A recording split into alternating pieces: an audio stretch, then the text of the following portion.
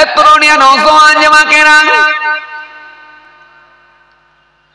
ইয়া ভাই মুরব্বিয়ানিরা, বাবা রাসূল রেখে দিতে বাবা কিতাবের মধ্যে পাওয়া যায় আল্লাহ রাব্বুল আলামিন একাধিক নবী আম্বিয়া সালামদেরকে পাঠিয়েছিলেন। একাধিক নবী আম্বিয়া সালামরা পৃথিবীর জমিনে এসেছিলেন। শেষে এসেছিলেন কে? আমাদের নবী নূর নবী হাবিবুল্লাহ হযরত নবী মুহাম্মদ মুস্তাফা সাল্লাল্লাহু আলাইহি ওয়াসাল্লাম হুজুরকে আমার আল্লাহ পৃথিবীর জমিনে প্রেরণ করেছিলেন। আমাদের নবী আসার আগে একাধিক নবী আম্বিয়া সালামদেরকে আমার আল্লাহ পৃথিবীর জমিনে প্রেরণ করেছিলেন। সুতরাং আমাদের নবী আসার আগে আমার আল্লাহ যে নবীকে পাঠিয়েছিলেন তিনি আর অন্য কেউ নয়, তিনি হলেন হযরত ঈসা রূহুল্লাহ। হযরত ঈসা নবীকে আমার আল্লাহ যখন পাঠালেন, হযরত ঈসা নবীকে আমার আল্লাহ এরপরে আসমানে তুলে নিয়েছিলেন। অনেক লম্বা কথা। হযরত ঈসা নবী যখন আসমানে চলে গিয়েছিলেন, এরপরে আর কোন নবী ছিল না, কোন রাসূল ছিল না, কোন পয়গম্বর ছিল না। এই সময়টা হলো 570 বছর। 570 বছরের ব্যবধান। কোন নবী নাই, কোন রাসূল নাই, কোন টিচার নাই, কোন পয়গম্বর নাই, কিন্তু আমার আল্লাহ দেখলেন কি ফলে মানুষ এত অন্যায় কাজের সঙ্গে যুক্ত হল, এত অন্যায় বাড়িয়ে দিল। তাদের খাওয়া আলাদা, শোয়া আলাদা, কথাবার্তা ধরন আলাদা, লেবাস পোশাক আলাদা, এমন কোন অন্যায় নাই আইয়ামে জাহেলিয়াতের যুগের মানুষেরা করে না। ফলে আমার আল্লাহ নারাজ হয়ে গিয়ে, আমার আল্লাহ অসন্তুষ্ট হয়ে গিয়ে রহমতের দরজায় তালা লাগিয়ে দেবার নির্দেশ দিলেন। সুতরাং পানি বন্ধ করে দিলেন। পানি আর হয় না, পানি আর হয় না।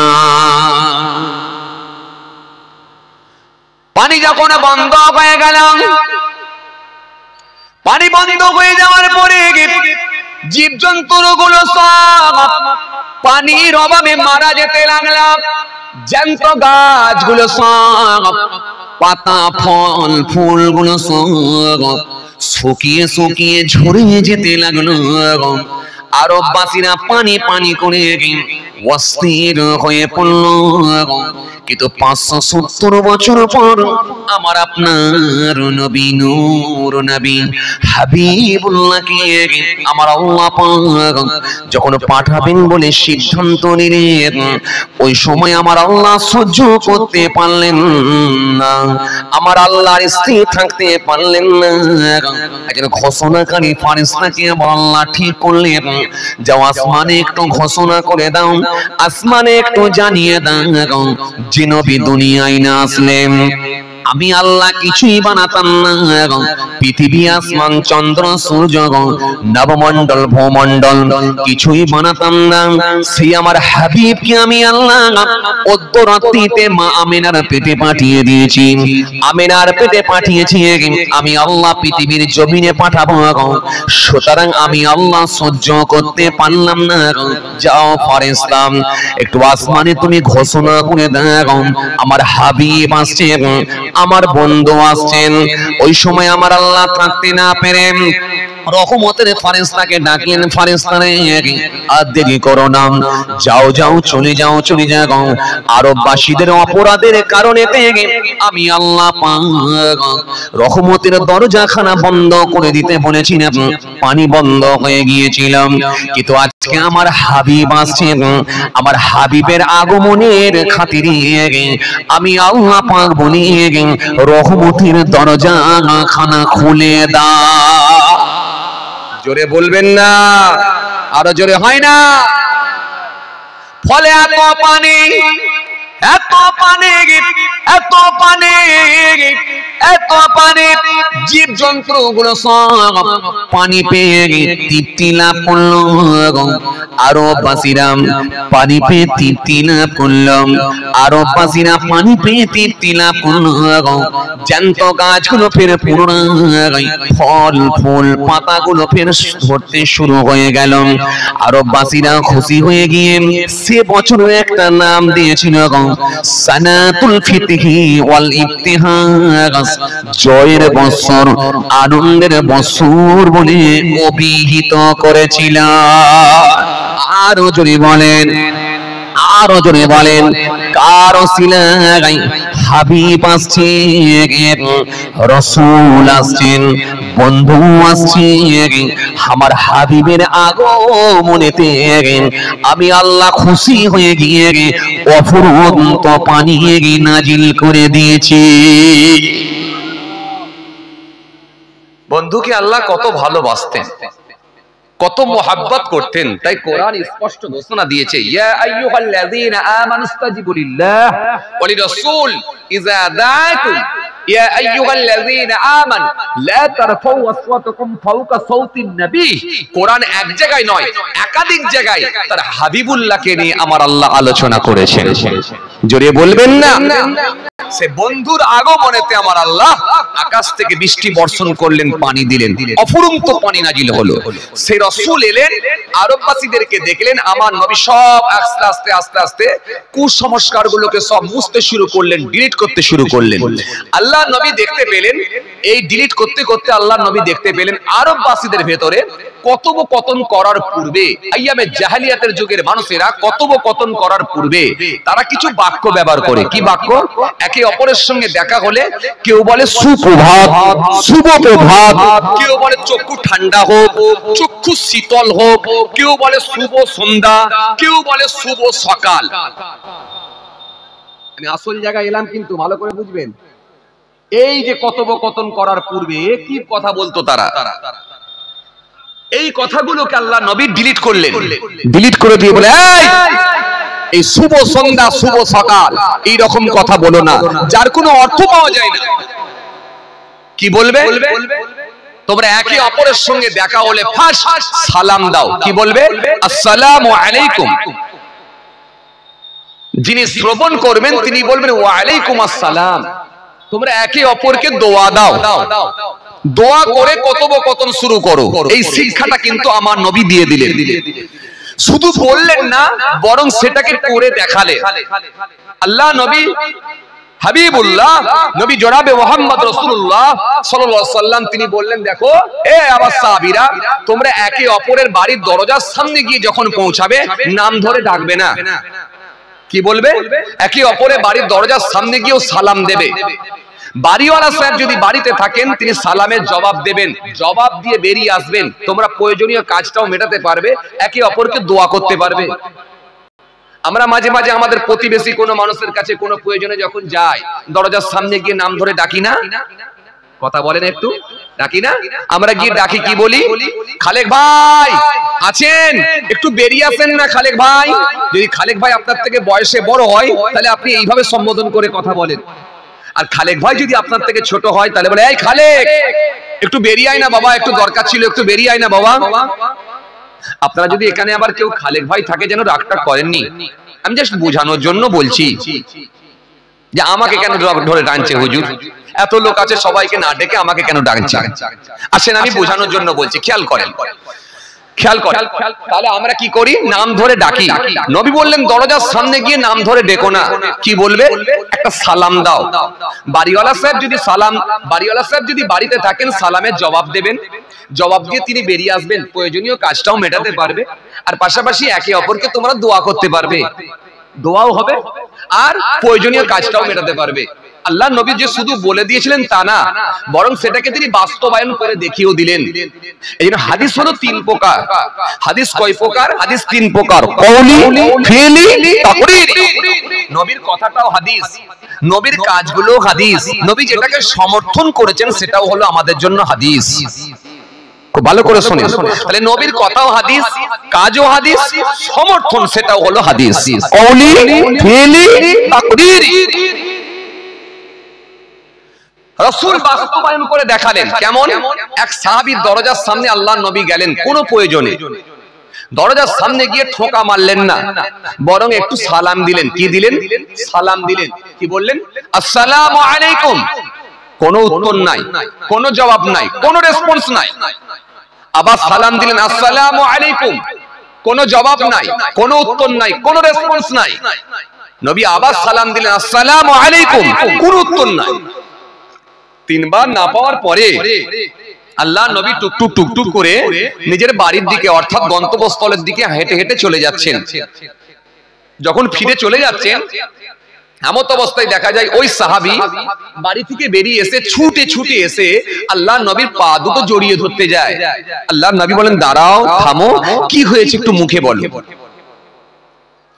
হে তরুণিয়া, নওজওয়ান জামাকেরা,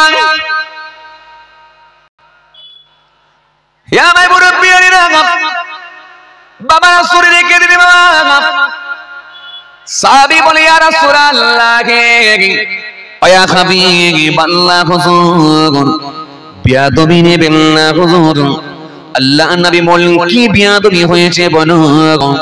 সাহাবী বলে, ইয়া রাসূলুল্লাহ, ওয়া হাবিবাল্লাহ, হুজুর হুজুর আপনি আমাকে ডেকেছেন, আমি সাহাবী বাড়িতেই ছিলাম, কিন্তু জবাবও আমি দিয়েছি, কিন্তু আস্তে করে দিয়েছি, ক্ষীণ স্বরে দিয়েছি।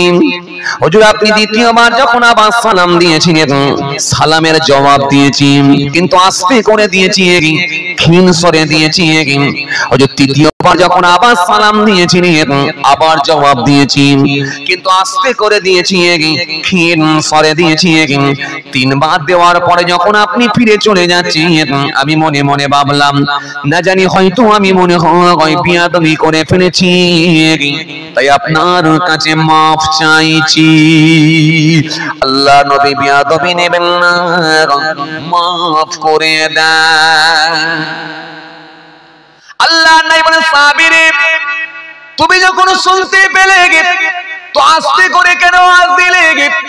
সাহাবী সেই সময় বলেছিলেন, ইয়া রাসূলুল্লাহ, ইয়া হাবিবাল্লাহ, হুজুর আমি মনে মনে ভাবলাম, যিনি আমাকে দোয়া করছেন উনি দুনিয়ার কোন সাধারণ ব্যক্তি নন, যিনার জবানের দোয়ায় আঙ্গুলের ইশারায় আকাশের চাঁদ দ্বিখণ্ডিত হয়, যিনার জবানের দোয়ায় ডোবা সূর্য আবার উদিত হয়, যিনার জবানের দোয়ায় এক টুকরা মেঘ মাথার উপরে ছায়া করে করে যায়, যিনি রাস্তা দিয়ে হেঁটে হেঁটে গেলে জমিনকে আমার আল্লাহ আগে থেকে পরিষ্কার করে দেন, জমিনকে নির্দেশ দেন, হে জমিন ফেটে যাও, হে জমিন ফেটে যাও, জমিনের উপরে যত নোংরা আবর্জনা গুলো আছে সব জমিনের নিচে প্রবেশ করো, জমিন আগের মতো লেগে যাও, কারণ এই রাস্তা দিয়ে অন্য কেউ নয়, আমার হাবিবুল্লাহ আসছেন এই রাস্তা দিয়ে। জোরে হয় না? আরো জোরে বলেন, ইয়া রাসূলুল্লাহ, ইয়া হাবিবাল্লাহ, হুজুর তাই কোরআন বলেছে, মাতাকুমুর রাসূল ফাখুযুহু ওয়া মা নাহাকুম আনহু ফান্তাহু। আমার রাসূল তোমাদেরকে যা আদেশ করে তোমরা স্বতঃস্ফূর্তভাবে গ্রহণ করো, নবী যেগুলো তোমাদের বারণ করে সেগুলো থেকে বিরত থাকো, কেন নবীর আদেশ আর নিষেধ মানে স্বয়ং আল্লাহ পাকের আদেশ আর নিষেধ। জোরে হয় না? আরো জোরে হয় না? ইয়া রাসূলুল্লাহ, ইয়া হাবিবাল্লাহ, হুজুর বিয়াদবি নেবেন না, হুজুর বিয়াদবি নেবেন না। আমি মনে মনে ভাবলাম, সেই আখিরি নবী তিনি আমাকে সালাম দিচ্ছেন, দোয়া করছেন, 100% এই দোয়াটা অবশ্যই কবুল হবে আল্লাহর দরবারে, এতে কোনো সন্দেহের অবকাশ নাই।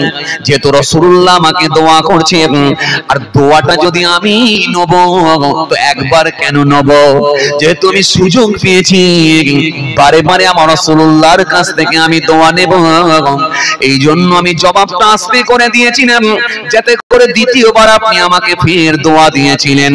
আমি আবার জবাবটা আস্তে করে দিয়েছিলাম, যাতে করে আপনি তৃতীয়বার আবার আপনি আমাকে দোয়া করেছিলেন। 3 বার দোয়া পেয়েছি। ওয়াল্লাহ নবী শুধু দোয়া নেওয়ার জন্য এরকম বাহানা করেছেন, এইরকম কৌশল খাটিয়েছি। 3 বার হয়ে যাওয়ার পরে যখন আপনি চলে যাচ্ছেন, তখন আমি চিন্তিত হয়ে পড়েছি। তাই আপনার কাছে মাফ চাইছি যদি বিয়াদবি হয়ে থাকে। ওয়াল্লাহ নবী শুধু দোয়া নেওয়ার জন্য এরকম কৌশল খাটিয়েছিলেন। আল্লাহ নবী একটু মুচকি হাসলেন, মুচকি হেসে বলেন, সাবিরে তুমি আমার সঙ্গে দোয়া নেওয়ার জন্য এইরকম বাহানা করেছো, কৌশল খাটিয়েছ। আমি রাসূলুল্লাহ বলি তোমাকে জান ভরা দোয়া করছি। জোরে হবে না?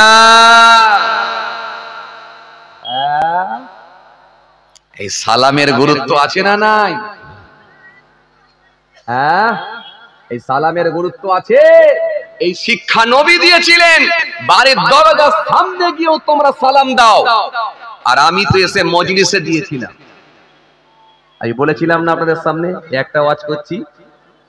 আমার আসেন, সালাম কথার অভিধানিক অর্থ কি আমরা জেনেছি। কোরআনের ভাষায় কি বলা হয় জেনেছি। আইয়ামে জাহেলিয়াতের যুগে কোন বাক্য ব্যবহার করা হতো জেনেছি। নবী সালামের কথা কেমন করে চালু করেছেন তাও জেনেছি। এইবারে আমরা আসেন, সালামের সূচনা কবে থেকে সালাম এলো। চলুন, সালাম কবে থেকে এলো এইবার আমরা দেখে নিই। সালামের শুরু কবে থেকে, সালাম কোথা থেকে এলো। মনে রাখবেন, একটা লম্বা হাদিস এসেছে, এই হাদিসটা হযরত আবু হুরায়রা রাদিয়াল্লাহু তাআলা আনহু থেকে বর্ণিত হাদিস। এই হাদিসের মধ্যে রাসূল করিম সাল্লাল্লাহু আলাইহি ওয়াসাল্লাম বলেছেন, এটাও হযরত আবু হুরায়রা থেকে বর্ণিত হাদিস। আন আবি হুরায়রা রাদিয়াল্লাহু তাআলা আনহু قال قال رسول الله صلى الله عليه وسلم خلق الله آدم على صورته طوله 60 ذراعا فلما خلقه قال اذهب فسلم على اولئك نفر وهم نفر من الملائكة جلوس فاستمع ما يحيونك فإنها تحيتك وتحيي ذريتك فذهب فقال السلام عليكم فقالوا السلام عليكم ورحمة الله। এরপরে হাদিসের আরো কিছুটা অংশ আছে, অনেকটা বড় লম্বা হাদিস। এই হাদিসটাও কিন্তু হযরত আবু হুরায়রা রাদিয়াল্লাহু তাআলা আনহু থেকে বর্ণিত হাদিস। এই হাদিসের মধ্যে কি এসেছে, রাসূল করিম সাল্লাল্লাহু আলাইহি ওয়াসাল্লাম বলছেন, আল্লাহ পাক রব্বুল আলামিন যখন হযরত আদম আসলামকে সৃষ্টি করলেন, আদম আসলামকে বানানোর পর আদম আসলামের নিজ আকৃতিতে আল্লাহ পাক আদমকে তৈরি করলেন। আদমকে বানানোর পর আল্লাহ রব্বুল আলামিন 60 হাত লম্বা করেছিলেন। কত হাত লম্বা? 60 হাত। 60 হাত লম্বা করার পর আল্লাহ রব্বুল আলামিন যখন আদমের মধ্যে রূহ দিয়েছিলেন, আত্মা দিয়েছিলেন, দিয়ে আল্লাহ পাক রব্বুল আলামিন বললেন, যাও আদম, ওই অবস্থানরত ফেরেশতাদেরকে গিয়ে তুমি সালাম দাও। আর ফেরেশতারা কি উত্তর দেয় সেটাকে তুমি শুনে নাও, অর্থাৎ শ্রবণ করো। কারণ তোমার দেওয়া সালাম আর তাদের দেওয়া জবাব, এটাই আমি আল্লাহ কিয়ামত পর্যন্ত তোমার আওলাদদের মধ্যে আমি আল্লাহ চালু করে দেব। জোরে বলেন না। রাসূল করিম সাল্লাল্লাহু আলাইহি ওয়াসাল্লাম এই হাদিসের মধ্যে বলছেন কি, হযরত আদম আসলাম গেলেন, গিয়ে সালাম দিলেন। কাকে? ওই অবস্থানরত ফেরেশতাদেরকে গিয়ে সালাম দিলেন। কি বলে? আসসালামু আলাইকুম। ফেরেশতারা বলেন, ওয়া আলাইকুম আসসালাম ওয়া রাহমাতুল্লাহ। এই ওয়া রাহমাতুল্লাহ কথাটা বৃদ্ধি পাওয়ার জন্য, বাড়িয়ে দেওয়ার জন্য আমার আল্লাহ এত খুশি হয়ে গেছেন, জান্নাতীদেরকেও আমার আল্লাহ 60 হাত লম্বা করে আল্লাহ জান্নাতে প্রবেশ করার অনুমতি দিয়ে দেবেন। আরো জোরে বলেন, আরো জোরে বলেন। এতরনিয়া নওজওয়ান জামাকেরা, হে আমার মুরব্বিয়ানেরা, বাবারা শুনে রেখে দিন বাবা, বাবারা জেনে রেখে দিন বাবা। কিতাবের মধ্যে পাওয়া যায় আমার আপনার নবী নূর নবী হাবিবুল্লাহ নবী জনাবে মুহাম্মদুর রাসূলুল্লাহ সাল্লাল্লাহু আলাইহি ওয়াসাল্লাম নবী আমার সুন্দর করে জানিয়ে দিলেন এই রাহমাতুল্লাহ কথাটা বৃদ্ধি পাওয়ার কারণেতে আমার আল্লাহ পাক রব্বুল আলামিন 60 হাত লম্বা করে জান্নাতি ব্যক্তিগুলোকে জান্নাতে প্রবেশ করার অনুমতি দিয়ে দেবে। আরো জোরে বলেন, আরো জোরে বলেন। নবী আমার সুন্দর করে জানালেন হযরত আদম আসলামকে আমার আল্লাহ 60 হাত লম্বা করেছিলেন। তখন থেকে ক্রমাগতভাবে হ্রাস পেতে লাগলো, কমতে লাগলো, কমতে লাগলো, কমতে লাগলো, কমতে কমতে কমতে কমতে কমতে কমতে কমতে এখন আমরা 3.5 হাতে এসে পৌঁছে গেছি। এই জন্য আজকের মাহফিলে সব থেকে বেশি যিনি লম্বা মানুষ তিনি হবেন 3.5 হাত, আর আজকের মাহফিলে সব থেকে যিনি ছোট মানুষ তিনিও হবেন কিন্তু 3.5 হাত, নাকি না 1.5 হাত। এই জন্য এই মাহফিলের সব থেকে লম্বা মানুষ কাকে আমি ধরবো? লম্বা মানুষ আমার চোখে কিন্তু ঠেকছে না, বুঝতে পারছি না। তবে সামনের দিকে একটা ভাইকে আমি দেখতে পাচ্ছি, ইনিও কিন্তু লম্বা কম না। চলুন এই চাদরওয়ালা ভাই কি ধরে চলি। আমার চাদরওয়ালা ভাই কি মনে করুন ধরে নেন। আজকের মাহফিলের সব থেকে বেশি লম্বা হলো চাদরওয়ালা ভাই। উনি যদি 3.5 হাত হয় তাহলে আজকের মাহফিলের সব থেকে ছোট মানুষ যিনি মনে করুন এই বাচ্চাটাকে ধরি, তাহলে উনি হবেন কত? 1.5 হাত। 1.5 হাত কেন? ওর হাতে। আল্লাহু আকবার। তাহলে হাদিস মিলে গেছে। আমার নবী সুন্দর করে জানিয়েছেন তাহলে বাচ্চাটা হয়ে গেছে 3.5 হাত, আর উনিও হলেন 3.5 হাত। এজন্য 60 হাত লম্বা করে আদম আসলামকে আল্লাহ বানিয়েছিলেন। তখন থেকে ক্রমাগতভাবে হ্রাস পেতে লাগলো, কমতে লাগলো। এখন কমতে কমতে কমতে কমতে কমতে কমতে 3.5 হাতে এসে আমরা পৌঁছে গেছি। এরপরে আরো কমবে নাকি আমি জানি না, আল্লাহু আ'লাম, তিনি ভালো জানেন। তবে আমার নবী সুন্দর করে জানালেন ও রাহমাতুল্লাহ কথাটা বৃদ্ধি পাওয়ার জন্য, বাড়িয়ে দেওয়ার জন্য আল্লাহ রাব্বুল আলামিন যখন জান্নাতি ব্যক্তিগুলোকে জান্নাতে দেবে তখন ওই জান্নাতি ব্যক্তিগুলোকে 60 হাত লম্বা করে জান্নাতে পাঠিয়ে দেবে। জোরে বলেন, আরো জোরে বলেন। তাহলে তখনও 60 হাত লম্বা। আবার জান্নাতে যখন যাবে তখনও কিন্তু 60 হাত লম্বা। মাঝখানে কমতে কমতে 3.5 হাত, এরপরে আরো কমবে নাকি জানি না। কিন্তু মনে রাখবেন বাবাজি আমার ভাইরা, জান্নাতি ব্যক্তিগুলোকে আল্লাহ 60 হাত লম্বা করে পাঠাবে। আসেন এখান থেকে তাহলে আমরা কি পেলাম? পৃথিবীর সর্বপ্রথম কে সালাম দিয়েছিল? কথা কয় না। কে সালাম দিয়েছিল? পৃথিবীর সর্বপ্রথম কে সালাম দিয়েছিল? আদম আসলাম। কাকে দিয়েছিল? ফারেস্তাদেরকে দিয়েছিল। Correct answer. তাহলে সালাম কবে থেকে এসেছে বুঝতে পারছেন? কথা বুঝতে পারেন? বুঝতে পারছেন? এখন এই কথাকে সামনে রেখে আপনাদেরকে আমি একটুখানি বোঝানোর জন্য বলি। কিছু মানুষ যারা বলে যে ইসলাম ধর্ম নাকি 3 দিনের ধর্ম, কিছু মানুষ বলে না আমাদের ধর্মটা খুব প্রাচীন ধর্ম, ইসলাম ধর্মের বয়স কত? মাত্র তো 1400 বছর। কথা কয় বলে না কিছু লোক? মাত্র 1400 বছর 1500 বছর আগের ধর্ম, হযরত মুহাম্মদ সাল্লাল্লাহু আলাইহি ওয়াসাল্লাম থেকে এসেছে ইসলাম ধর্ম। এরকম কিছু লোক আছে না? নাই বলে কি বলে না? বলে। আমি তাদেরকে বলি ভাই শোনেন, ইসলাম ধর্ম হযরত মুহাম্মদ সাল্লাল্লাহু আলাইহি ওয়াসাল্লাম থেকে আসেনি, বরং আপনি যদি পিছিয়ে যান যত নবী আম্বিয়া সালামদেরকে আল্লাহ পাঠিয়েছিলেন সবাই কিন্তু আমার আল্লাহর কথাই প্রচার করার জন্য এসেছিলেন। সুতরাং আপনি যদি পিছিয়ে যান বাবা আদম আসলাম থেকে ইসলাম ধর্মকে আল্লাহ কবুল করে নিয়েছেন। তখন পৃথিবীতে কোনো ধর্ম আসেনি, একমাত্র ইসলাম ধর্মকে আল্লাহ কবুল করেছেন। তাই কোরআনের মধ্যে আল্লাহ পাক স্পষ্ট ঘোষণা দিয়েছেন, কি বলেছেন? ইন্নাদ দীনা ইনদাল্লাহিল ইসলাম। আল্লাহ পাক 3 পারা 11 পৃষ্ঠার মধ্যে বললেন ইন্নাদ দীনা ইনদাল্লাহিল ইসলাম। আল্লাহ বলছে আমার কাছে মনোনীত ধর্ম, শ্রেষ্ঠ ধর্ম সেটা হলো ইসলাম ধর্ম। সেই ইসলাম ধর্ম এসেছে কবে থেকে? হযরত আদম আসলাম থেকে। কারণ সালামের প্রথা কবে থেকে চালু? হযরত আদম আসলাম থেকে। বরং তারও যদি আরো পিছিয়ে যান, আরো পূর্বে যান, আরো ব্যাকে যান, আমি কিতাব থেকে পেয়েছি হযরতে আদম আলাইহিসসালামকে বানানোর আরো 2000 বছর আগে আল্লাহ পাক খুশি হয়ে গিয়ে পৃথিবীর জমিনে ফেরেশতাদেরকে দিয়ে কাবা ঘর নির্মাণ করার অনুমতি দিয়েছিলেন। জোরে বলতে হবে, আরো জোরে বলেন। কাবা ঘরের জন্ম কবে থেকে, কাবা ঘর কবে বানানো হলো, কাবা ঘর কবে তৈরি করা হলো? বাড়িতে গিয়ে একবার হিসাব করে দেখবেন, বাড়িতে গিয়ে একবার হিসাব করে দেখবেন যে কাবা ঘর তাহলে আসলে বয়স কত।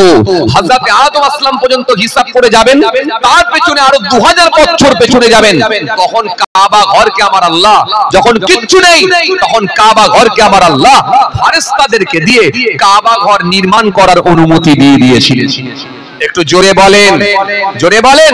পরে কাবা বাইতুল্লাহ আবার সংস্কার করা হয়েছে। ইব্রাহিম খলিলুল্লাহর নাম আপনারা শুনেছেন, কাবা ঘর সংস্কার করেছিলেন। এই রকম নবী আম্বিয়া সালামদেরকে আল্লাহ পাক কাবা ঘর সংস্কার করিয়ে নিয়েছেন, কিন্তু কাবা ঘর তৈরি করেছিলেন ফেরেশতাদেরকে দিয়ে। আল্লাহ রাব্বুল আলামিন পৃথিবীতে কাবা বাইতুল্লাহ বানানোর অনুমতি দিলেন, দিয়ে বললেন পৃথিবীর জমিনে আমার বান্দা বান্দীদেরকে আমি আল্লাহ বানাবো, তারা আসবে এই ঘর তওয়াফ করবে। আর এই ঘরের সোজাসুজি উপরে আরেকটা ঘর বানানো হবে, যে ঘরটা হবে বাইতুল মামুর, আসমানে থাকবে বাইতুল মামুর, সেখানে ফেরেশতারা তওয়াফ করবে। পৃথিবীর জমিনে বান্দা বান্দীরা তওয়াফ করবে আর আসমানে ফেরেশতারা তওয়াফ করবে। আরো জোরে, আরো জোরে। তাহলে ইসলাম ধর্ম কবে থেকে এসেছে আপনি একবার বলুন।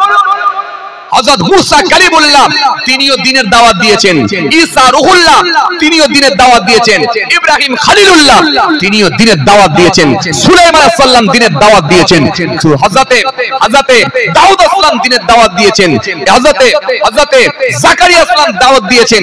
সবাই একাধিক নবী আম্বিয়া সালাম, হাজার হাজার নয় বরং লাখো লাখো নবী আম্বিয়া সালামদেরকে আল্লাহ পাঠিয়েছিলেন দ্বীনের প্রচার প্রসার করার জন্য। কিন্তু হযরত মুহাম্মদ সাল্লাল্লাহু আলাইহি ওয়াসাল্লামকে আল্লাহ শেষে পাঠিয়েছিলেন। হযরত মুহাম্মদ সাল্লাল্লাহু আলাইহি ওয়াসাল্লামকে দিয়ে আল্লাহ দ্বীনকে পরিপূর্ণ করে দিয়েছেন, কারণ হযরত মুহাম্মদ সাল্লাল্লাহু আলাইহি ওয়াসাল্লামকে দিয়ে আল্লাহ চূড়ান্ত ফয়সালা আল্লাহ করে দিয়েছেন। কিয়ামত পর্যন্ত আর সংশোধন সংযোজন হবে না, কোনো কাটছাঁট হবে না। হযরত মুহাম্মদ সাল্লাল্লাহু আলাইহি ওয়াসাল্লামকে দিয়ে আমার আল্লাহ বলেন, হাবিব আপনি জানিয়ে দেন আমি আল্লাহ আপনার দ্বারাই দ্বীনকে পরিপূর্ণ করে দিয়েছি। আরো জোরে বলেন না, আরো জোরে বলেন না। আল ইয়াউমা আকমালতু লাকুম দীনাকুম ওয়া আতমামতু আলাইকুম নি'মাতি ওয়া রাদিতু লাকুমুল ইসলাম দীন। আল্লাহ কোরআনের মধ্যে জানিয়ে দিলেন, হাবিব আপনি বলে দেন দ্বীনকে আমি আল্লাহ আপনার দ্বারাই কিয়ামত পর্যন্ত আমি আল্লাহ পরিপূর্ণ করে দিয়েছি। নবী বিদায় হজে ভাষণ দিতে গিয়ে বলেছেন, সাহাবীরা আমাকে আমার আল্লাহ কবুল করে নিয়েছে আর আমার দ্বারাই আমার আল্লাহ দ্বীনকে পরিপূর্ণ করে দিয়েছে। চূড়ান্ত ফয়সালা হয়েছিল হযরত মুহাম্মদ সাল্লাল্লাহু আলাইহি ওয়াসাল্লাম থেকে নিয়ে, কিন্তু তার আগে কিছু সংশোধন সংযোজন হয়েছে, পরিস্থিতির পরিপ্রেক্ষিতে কিছু কাটছাঁট হয়েছে। তা বলে ইসলাম এসেছে বাবা আদম থেকে, ইসলাম কিন্তু হযরত মুহাম্মদ সাল্লাল্লাহু আলাইহি ওয়াসাল্লাম থেকে আসেনি, বরং অনেক পূর্বে হাজার হাজার বছর পূর্বে আল্লাহ ইসলাম ধর্মকে কবুল করে নিয়েছে। কথা বুঝে যাচ্ছে কিছু? তাহলে হযরত মুহাম্মদ সাল্লাল্লাহু আলাইহি ওয়াসাল্লামকে দিয়ে আল্লাহ চূড়ান্ত ফয়সালা করে দিয়েছিলেন। চূড়ান্ত ফয়সালা কেমন? আপনাকে আমি একটা মিসাল দিচ্ছি, আপনার মাথায় ঢুকে যাবে। পরিস্থিতির পরিপ্রেক্ষিতে কিছু কাটছাঁট হয়েছিল, ভালো করে শুনেন। যেমন মদ সম্পর্কে আপনাকে ভালো করে বোঝানোর চেষ্টা করছি, ভালো করে খেয়াল করেন। যেমন মদ সম্পর্কে কোরআন শরীফের মধ্যে কম বেশি আল্লাহ পাক 3 থেকে 4টে আয়াত দিয়েছিলেন। মদ সম্পর্কে কোরআন শরীফের মধ্যে 3 থেকে 4টে আয়াত দিয়েছিলেন। প্রথমে একটা সময় যখন মানুষ খুব বেশি বেশি মদের সঙ্গে সম্পৃক্ত হতো, মদে হাবুডুবু খেত, আল্লাহ রাব্বুল আলামিন তখন কিন্তু ডাইরেক্ট হারাম করেননি, বরং আল্লাহ আয়াত দিয়ে জানালেন, হাবিব ওদেরকে জানিয়ে দেন যে এর মধ্যে কোনো উপকারিতা নাই, এর মধ্যে যা আছে ক্ষতির দিকটাই বেশি। মদে কোনো উপকারিতা নাই, এর মধ্যে কোনো উপকার নাই, বরং ক্ষতির দিকটা বেশি। যখন এই আয়াত দিয়েছেন, কিছু মানুষ তারা সংযত হয়ে গিয়ে বলল, যার ভেতরে উপকার নাই সেটা খাবো কেন? আর কিছু মানুষ বলল, সরাসরি যখন হারাম হয়নি, নিষিদ্ধ হয়নি, খাবনি কেন? দুটো দল হয়ে গেল, কিছু কমে গেল, কিছু খেতে লাগলো। এরপর আল্লাহ রাব্বুল আলামিন আর একটা আয়াত দিলেন, দিয়ে বলেন, কি বললেন? তোমরা নেশাগ্রস্ত অবস্থায় নামাজের নিকটবর্তী হইও না, লা তাকরাবুস সালাহ ওয়া আনতুম সুকারা। তোমরা নেশাগ্রস্ত অবস্থায় নামাজের নিকটবর্তী হইও না। কিছু মানুষ তারা বলল যে জিনিসটা খেলে নামাজের নিকটবর্তী হতে বারণ করা হচ্ছে, সুতরাং সেটা খাবোই না, বন্ধ। কিছু মানুষ তারা বলল যদি নামাজের টাইমে শুধুমাত্র নামাজের নিকটবর্তী হতে বারণ করা হয়েছে, হারাম তো হয়নি, সুতরাং তাহলে অন্য টাইমে খাবো। লম্বা টাইম একটা বের করে নাও, কোন টাইমটা খাওয়ার জন্য বেটার টাইম, বেটার টাইম কোনটা দেখো, খুঁজে বের করো। খুঁজে একটা টাইম বের করে নিল, সেই টাইমের মধ্যে তারা খেয়ে নিয়ে মদ খেয়ে ফ্ল্যাট হয়ে গেল, নামাজের টাইমটা বাদ দিয়ে বাকি টাইমে খাবো। কথা শুনছেন কিছু? তাহলে ধাপে ধাপে এসেছে। শেষে আমার আল্লাহ কি বললেন, আবার একটা আয়াত দিলেন, দিয়ে বললেন কি, ইন্নামাল খামরু ওয়াল মাইসিরু ওয়াল আনসাবুল আযলাম রিজসুম মিন আমালিশ শায়তান। আল্লাহ বলে মদ, জুয়া, মূর্তি আর ভাগ্য নির্ধারণ করা তীর, লটারি, এগুলো সব হলো শয়তান বৈধ কাজ, এগুলো তোমাদের জন্য হারাম করে দেওয়া হলো। যখন আল্লাহ রাব্বুল আলামিন শেষ আয়াত দিলেন, দিয়ে হারাম করে দিলেন, এই হারামের আয়াতটা কিন্তু হযরত মুহাম্মদ সাল্লাল্লাহু আলাইহি ওয়াসাল্লামের আমলতি আল্লাহ সেই সময়তে দিয়েছিলেন, দিয়ে চূড়ান্ত ফয়সালা করে দিলেন যে কিয়ামত পর্যন্ত আর মদ কিন্তু কখনো হালাল হতে পারে না। তাহলে এই হারাম আর হালাল যা হয়েছে সব হযরত মুহাম্মদ সাল্লাল্লাহু আলাইহি ওয়াসাল্লামকে দিয়ে আল্লাহ চূড়ান্ত ফয়সালা করে দিয়েছেন। তাহলে চূড়ান্ত ফয়সালাটা হয়েছে যেটা হযরত মুহাম্মদ সাল্লাল্লাহু আলাইহি ওয়াসাল্লাম থেকে, কিন্তু তার পূর্বে ভালো করে শুনেন, ইসলাম কিন্তু হযরত মুহাম্মদ সাল্লাল্লাহু আলাইহি ওয়াসাল্লাম থেকে আসেনি, বরং হযরত মুহাম্মদ সাল্লাল্লাহু আলাইহি ওয়াসাল্লাম থেকে নয়, বাবা আদম আসলাম থেকে আল্লাহ রাব্বুল আলামিন ইসলামকে কবুল করে নিয়েছেন। বরং তারও পূর্বে কাবা ঘরের বয়স আল্লাহ ইচ্ছা করে, আল্লাহ ভালো জানেন, হয়তো তার আগেও আল্লাহ রাব্বুল আলামিন ইসলাম ধর্মকে মনোনীত করে নিয়েছিলেন। আসেন শুনুন, আমি খালি ছোট ছোট করে টাচ করব, যে কটা পয়েন্ট বলেছি একটা একটা করে বলে দেবো, ভালো করে শুনেন। তাহলে আমরা এখান থেকে পেয়ে গেলাম হাদিস থেকে যে পৃথিবীর সর্বপ্রথম কে সালাম দিয়েছিল, কাকে দিয়েছিল, এটা আমাদের কাছে ক্লিয়ার হয়েছে। এবার আসেন, কে কাকে আগে সালাম দেবে? ধনী লোকেরা কি গরিব লোকেদেরকে আগে সালাম দেবে? না গরিব লোকেরা ধনী লোকেদেরকে আগে সালাম দেবে? বাচ্চারা কি বৃদ্ধ মানুষদেরকে আগে সালাম দেবে? না বৃদ্ধ মানুষেরা বাচ্চাদেরকে আগে সালাম দেবে? খুব ভালো করে শোনেন। বড় লোকেরা কি গরিব লোকেদেরকে আগে দেবে? না গরিবরা বড় লোকেদেরকে আগে দেবে? কে কাকে আগে সালাম দেবে? আসুন এবার আমরা একটু জেনে নিই। ভাইরা আমার, একটা হাদিস এসেছে, এই হাদিসের মধ্যে রাসূল করিম সাল্লাল্লাহু আলাইহি ওয়াসাল্লাম তিনি স্পষ্ট জানিয়ে দিয়েছেন। এই হাদিসটা আমার নবী বললেন, সুন্দর করে জানিয়ে দিলেন। এই হাদিসের মধ্যে, এই হাদিসটাও কিন্তু আবু হুরায়রা থেকে বর্ণিত হাদিস। আন আবি হুরায়রা রাদিয়াল্লাহু তাআলা আনহু قال قال رسول الله صلى الله عليه وسلم يسلم الصغير على الكبير والمرء على القائد والقليل على الكثير رواه البخاري। বুখারীর হাদিস। এই হাদিসের মধ্যে রাসূল করিম সাল্লাল্লাহু আলাইহি ওয়াসাল্লাম তিনটে কথা বলেছেন। কটা কথা? কটা কথা? একটু উত্তর দেন, কটা কথা? তিনটে কথা। এক নম্বরে আমার নবী বললেন, কি বললেন? আমার নবী তিনটে কথা বলেছেন। এর মধ্যে কি রাসূল বললেন কি, যে কম বয়সী ব্যক্তি বয়স্ক ব্যক্তিকে আগে সালাম দাও। তার মানে আজকের এই মাহফিলে সবথেকে বয়স্ক লোক কে আছে খুঁজে বের করা তো খুব মুশকিল। সবথেকে বয়স্ক লোক কে আছে খুঁজে বের করা তো খুব মুশকিল।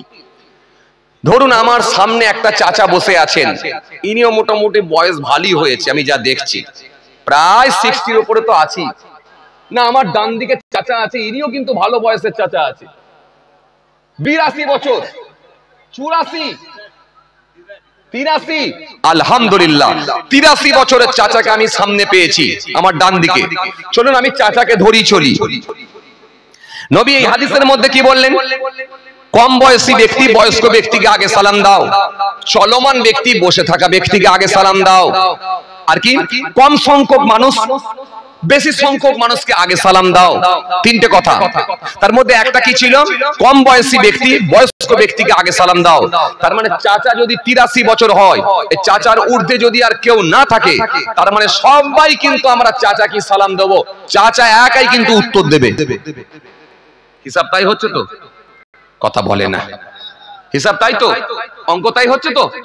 এখন চাচার কাছে আমার একটা কোশ্চেন, চাচা সবাই যদি আপনাকে সালাম দেয়, যত লোক সামনে দিয়ে যাচ্ছে সবাই সালাম দিচ্ছে আসসালামু আলাইকুম, আপনি বলছেন ওয়ালাইকুম আসসালাম, আবার বলছে আসসালামু আলাইকুম, আপনি বলছেন ওয়ালাইকুম আসসালাম, আবার বলছে আসসালামু আলাইকুম, ওয়ালাইকুম আসসালাম। এখন জীবনে যতদিন আল্লাহ আপনাকে বাঁচিয়ে রাখবে সবার কি উত্তরও দেবেন নাকি না মাঝে মধ্যে সালাম দেবেন?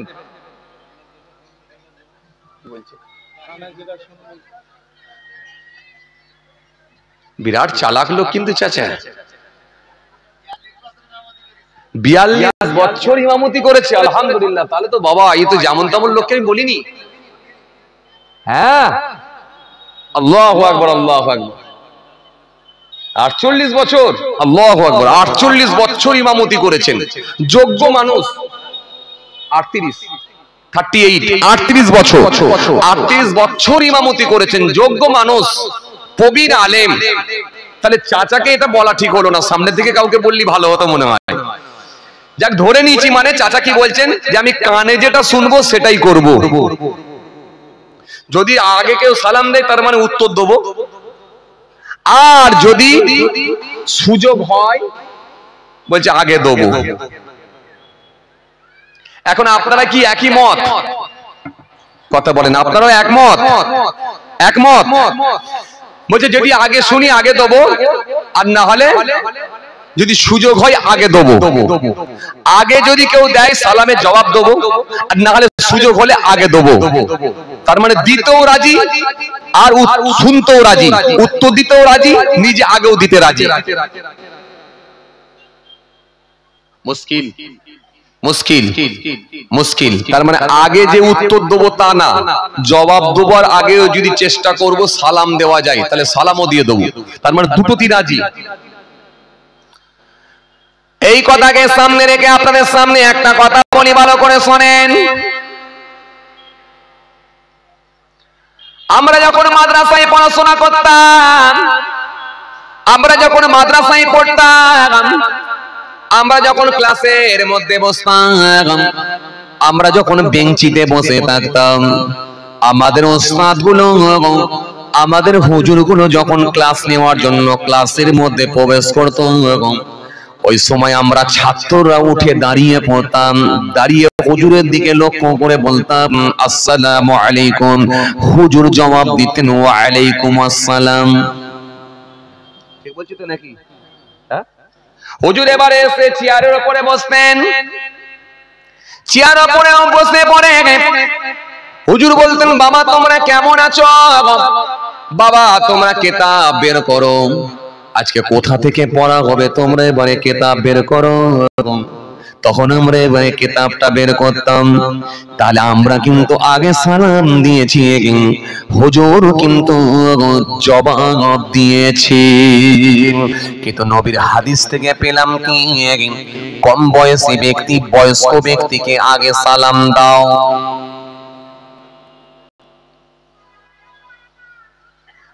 চলুন এই হাদিসকে সামনে রেখে আর একটা কথা বলি। রাসূল আমার আর একটা হাদিস দিয়েছেন, সুন্দর করে আমার নবী আমার হাদিস দিয়েছেন। আর একটা হাদিস পেয়ে গেলাম, এই হাদিসটাও কিন্তু হযরত আনাস থেকে বর্ণিত হাদিস। আন আনাসিন ক্বালা ইন্না রাসূলুল্লাহ সাল্লাল্লাহু আলাইহি ওয়াসাল্লাম মাররা আলা গিলমান ফাসাল্লামা আলাইহিম মুত্তাফাকুন আলাইহি। এই হাদিসটা হলো বুখারী মুসলিমের হাদিস। এই হাদিসের মধ্যে কি পাওয়া যায়? আল্লাহ নবী একদিন রাস্তা দিয়ে হেঁটে হেঁটে যাচ্ছেন। আল্লাহ নবী যখন হেঁটে হেঁটে যাচ্ছেন, হেঁটে হেঁটে যাওয়ার পরে আবার নবী দেখতে পেলেন কতগুলো বাচ্চা খেলাধুলা করছে।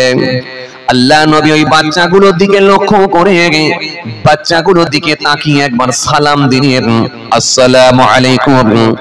বাচ্চাগুলো বলল ওয়া আলাইকুম আসসালাম। তাহলে আগের হাদিস অনুযায়ী কে কাকে আগে সালাম দেওয়া দরকার ছিল? জোরে বলেন, জোরে বলেন। আগের হাদিস অনুযায়ী বাচ্চাদের আগে সালাম দেওয়া দরকার ছিল, কিন্তু তা না করে কে আগে সালাম দিল? জোরে বলেন। নবীজি আগে সালাম দিলেন, তার মানে কেন? এবার আসুন এই হাদিসকে সামনে রেখে একটু বাস্তবটা মিলিয়ে দিয়ে মাঝে মধ্যে কি আপনারা দেখেছেন, মাঝে মাঝে আমরা দেখতে পাই মসজিদের বারান্দায় কিছু ছোট বাচ্চারা দেখবেন বসে বসে বসে বসে বসে বসে দেখবেন কায়দা পড়ে, আরবি পড়ে। অনেক সময় দেখবেন মক্তবে ছোট বাচ্চারা দেখবেন কায়দা পড়ে, আরবি পড়ে, ইয়াসিনুল কোরআন পড়ে। ওই বাচ্চাগুলো হলো খুব জিরো জিরো বাচ্চা, যাদের বয়স হলো 3.5 বছর, 4 বছর, 5 বছর, 6 বছর করে বয়স, এই বাচ্চা বয়সের বাচ্চাগুলো, বাচ্চা বয়সের ছেলেগুলো যখন মক্তবের মধ্যে মসজিদের বারান্দায় যখন বসে বসে যখন কায়দা পড়ে, ওই সময় ইমাম সাহেব হুজুর কিংবা মক্তবের হুজুর যখন তাদেরকে পড়ানোর উদ্দেশ্যে যখন তাদের সামনে হাজির হয়ে যায়, তখন ওই হুজুরটা দেখবেন ওই বাচ্চাগুলোকে লক্ষ্য করে আগে সালাম দেয়, আসসালামু আলাইকুম।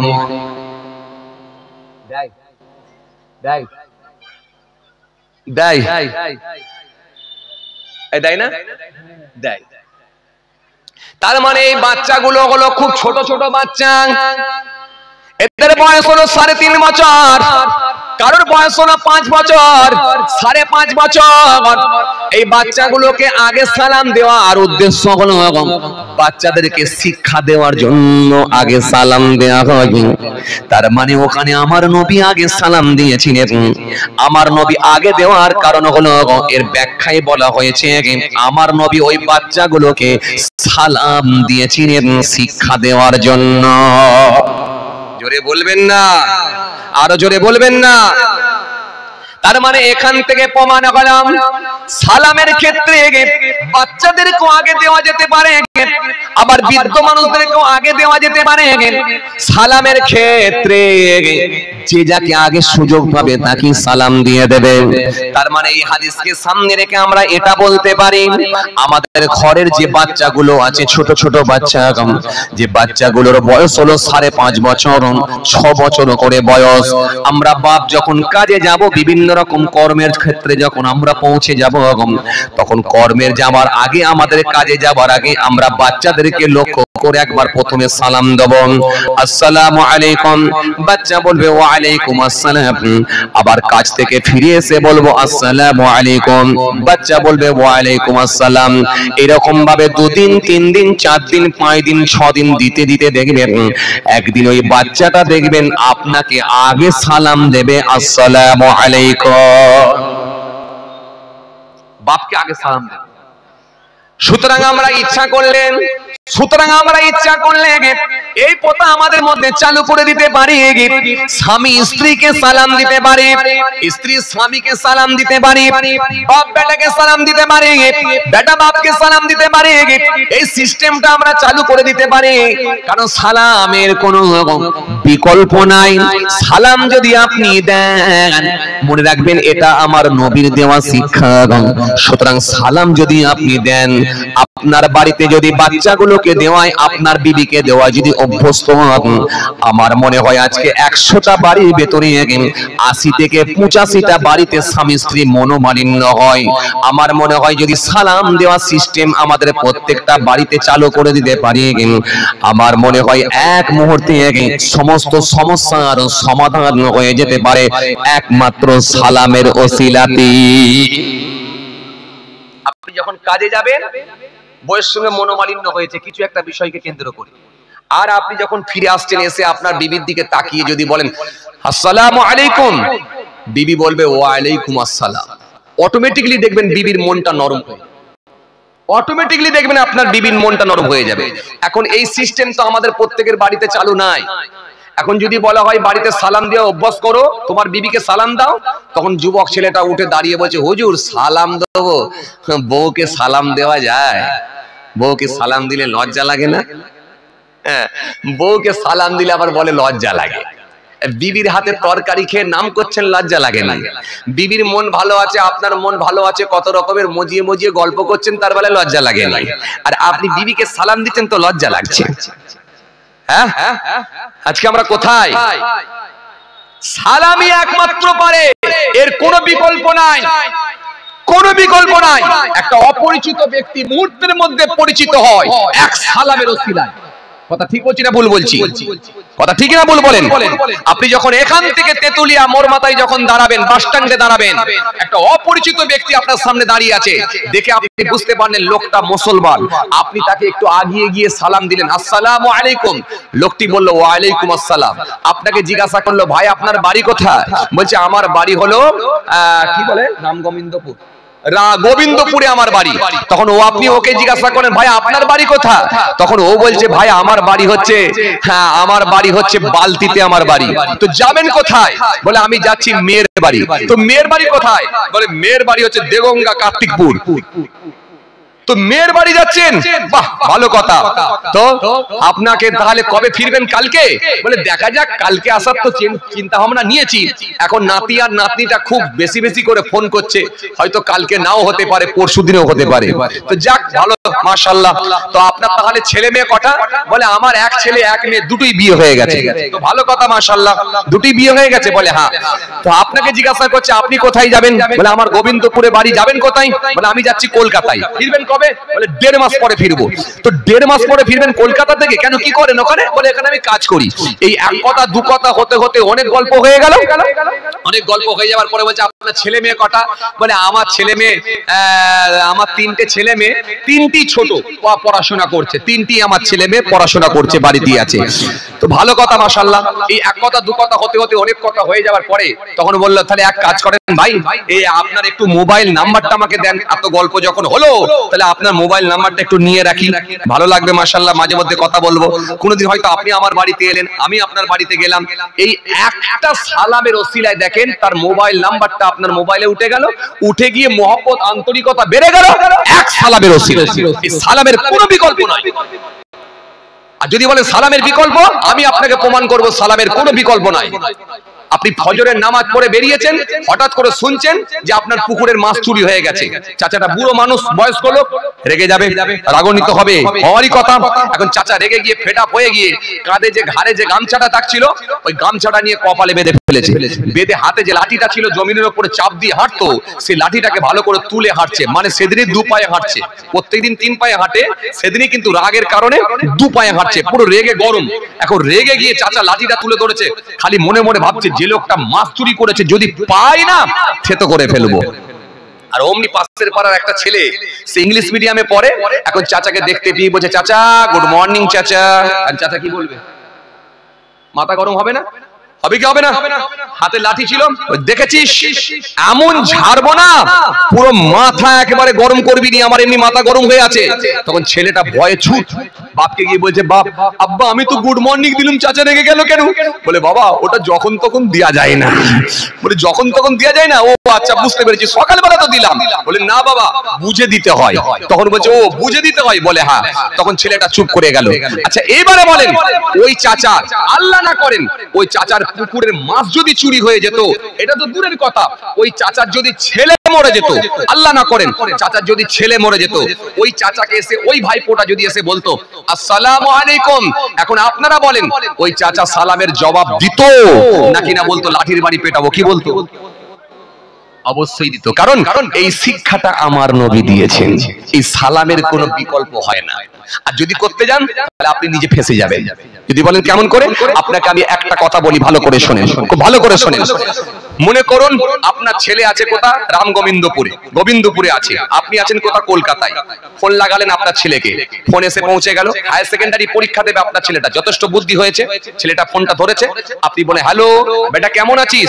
হ্যাঁ। ও বলছে আব্বা আমি ভালো আছি, তুমি কেমন আছো? বলে হ্যাঁ ভালো আছি। তোর মা কোথা? বলে মা তো রান্নাঘরে রান্না করছে। বলে ও আচ্ছা আচ্ছা, তোর মাকে একটা খুশির সংবাদ দিতুম, যাক তুই বড় হয়েছিস তো কি বলি তাহলে। বলে কি আব্বা? বলে তোর মাকে বলবি আমি যে কোম্পানির আন্ডারে সার্ভিস করতাম না, কোম্পানি আমার স্যালারি বাড়িয়ে দিয়েছে। তার মানে আগামী মাস থেকে 17,000 হবে। 15,000 টাকা দিচ্ছিল, 17,000 টাকা হবে। তার মানে আমার স্যালারি বেড়ে গেছে। তোর মাকে একটু বলবি আমার প্রমোশন হয়েছে। যখন বলেছে প্রমোশন হয়েছে, স্যালারি বেড়ে গেছে, তখন এই ছেলেটা ফোন ধরি বলছে ওয়াও। এখন যেই ওয়াও করে উঠেছে, ওর মা রান্নাঘরে ছিল, ছুটে এসে বলছে ছেলেটা চিৎকার মারলো কেন? এখন ওর মা এসে হাজির হয়েছে, এসে বলছে বেটা কি হলো রে, এরকম চিৎকার করছিস? বলছে আব্বা মা বলুনি, আব্বা ফোন করেছে, আব্বার মাইনে বেড়ে গেছে, টাকা বেড়ে গেছে, 17,000 টাকা হয়ে গেছে।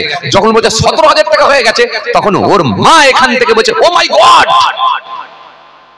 তাহলে ও বললো ওয়াও আর ও বললো ও মাই গড। এই ওয়াওটা হয়তো আপনারা বয়স্ক লোক বুঝতে পারছেন না, কারণ আপনারা তো 2G। এই ওয়াওটা দেয় কারা জানেন? এরা হচ্ছে 5G। এই 5G আর 2G এর আবার তফাৎ আছে, কি জানেন? 5G কারা বুঝতে পারেননি না? 5G কারা আমি আপনাকে ধরিয়ে দিচ্ছি, ভালো করে শোনেন। 5G এর এই দিকে চুলগুলো দেখবেন ফাঁকা, কথা বুঝতে পারেন। বলছে 5G এর এইদিকে চুলগুলো পুরো ফাঁকা আর ওপরটা ঢাকা, মাঝখানটা ফাটা, নাম দিয়েছে বাটি, বুক চাপড়ে বলছে খাঁটি। এরা হচ্ছে কানে পড়েছে দুল, নাকে পড়েছে ফুল, হাতে পড়েছে বালা, বলছে তোরা সব আমার কাছ থেকে পালা। প্যান্ট পড়েছে একটা ফাটা, এই কোমর থেকে নিচে পর্যন্ত পুরোটাই ফাটা, আর চাকা চাকা চাকা চাকা দাগ। পাগলা কুকুর যদি পড়ে যায় ফার্স্টে ওকেই ঘেউ ঘেউ করে তাড়াবে। এরা হচ্ছে 5G, বিরাট স্পিরিট। বিরাট স্পিড বলতে কেমন জানেন? আপনাকে যদি জেরক্স সেন্টার থেকে বলা হয় কাগজটা জেরক্স করে এসে অমুক জায়গায় পৌঁছাও, আপনি কি করবেন? প্যান্ট-জামা পরবেন, পাঞ্জাবি পরবেন, পরে আগে কাগজটা নিয়ে যাবেন জেরক্সের দোকানে, কোনো সাইবার ক্যাফে নিয়ে যাবেন, নিয়ে গিয়ে জেরক্স করবেন, জেরক্স করে নিয়ে এসে ওখান থেকে নিয়ে এসে আবার প্যান্ট-জামা পরবেন, পরে পলিথিনের মধ্যে ভরবেন, ভরে সেই জায়গায় নিয়ে যাবেন। তার মানে এক দুপুর কেটে যাবে। আর এরা কি করবে জানেন? এরা ঝটাস করে তুলবে আর ফটাস করে পাঠিয়ে দেবে, তার মানে হোয়াটসঅ্যাপে পৌঁছে যাবে। এরা হচ্ছে 5G, বিরাট স্পিড। এরা হচ্ছে যখন কোনো খুশির সংবাদ পায় এরা তখন বলে ওয়াও। এরা বলে, এটা আপনারা বুঝতে পারবেন না। আর এরা কারা বলে?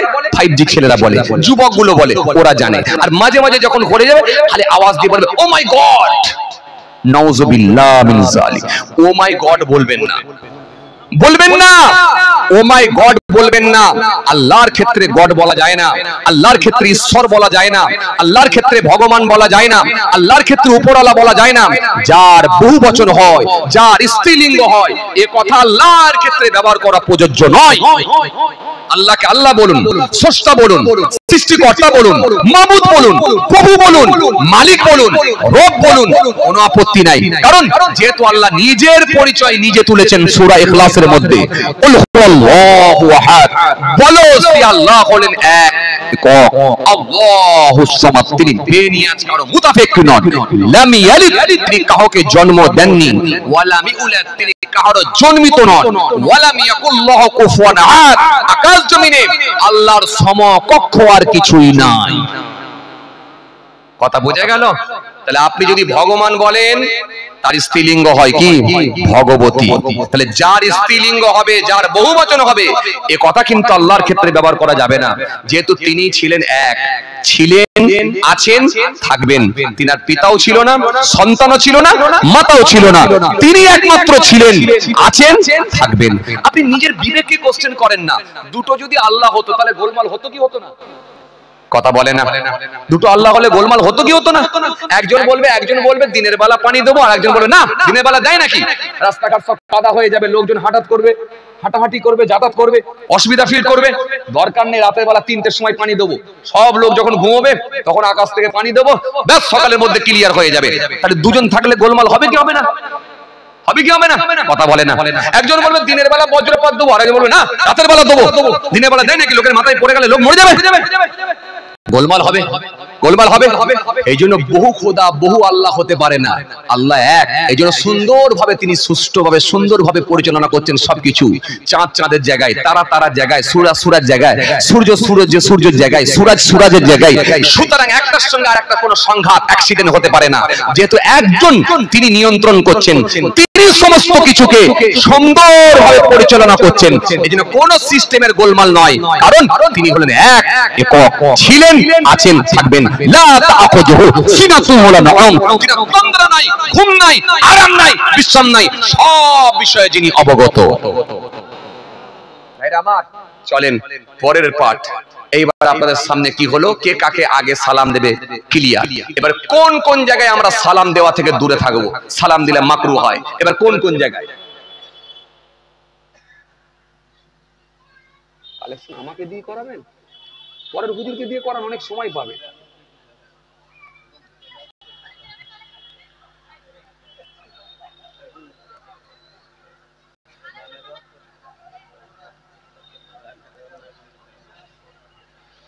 পরের হুজুরকে দিয়ে করা।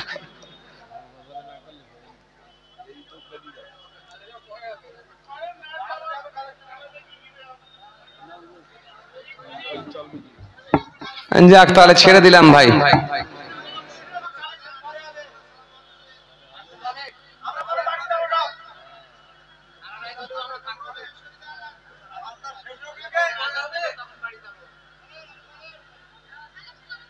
ইয়া আল্লাহ, চাকা অন্যদিকে ঘুরে যাচ্ছে মনে হচ্ছে। একবার তাকবীর দেন, নারায়ে তাকবীর। না, এ মন মতো হয়নি, নাহলে আবার তাকবীর দেওয়া শুরু করব। তাকবীর দেওয়া শুরু করব, কিন্তু প্রথমে সালাম মন মতো হয়নি বলে সালাম দেওয়া শুরু করেছি। মন মতো দিতে হবে, বললে হবে না। এই যে প্রথমে আপনারা মনের মতো সালামের জবাব দিলেন না বলে আমি রোজা নিয়ে আলোচনা করব বলে ঠিক করেছিলাম, কিন্তু পাটটা ঘুরিয়ে দিয়ে সালাম দিয়ে শুরু করলাম। কেন? ও মন মতো উত্তর হয়নি। চলেন একটু সবাই মিলে দেন নারায়ে তাকবীর। মাশাআল্লাহ, এত মানুষ আলহামদুলিল্লাহ, গোটা প্যান্ডেল ভর্তি মানুষ আলহামদুলিল্লাহ। একটু সবাই মিলে দেন নারায়ে তাকবীর, আওয়াজ দিয়ে দেন নারায়ে তাকবীর। তো এই দিনের বেলায় রোজা ছিলেন নাকি?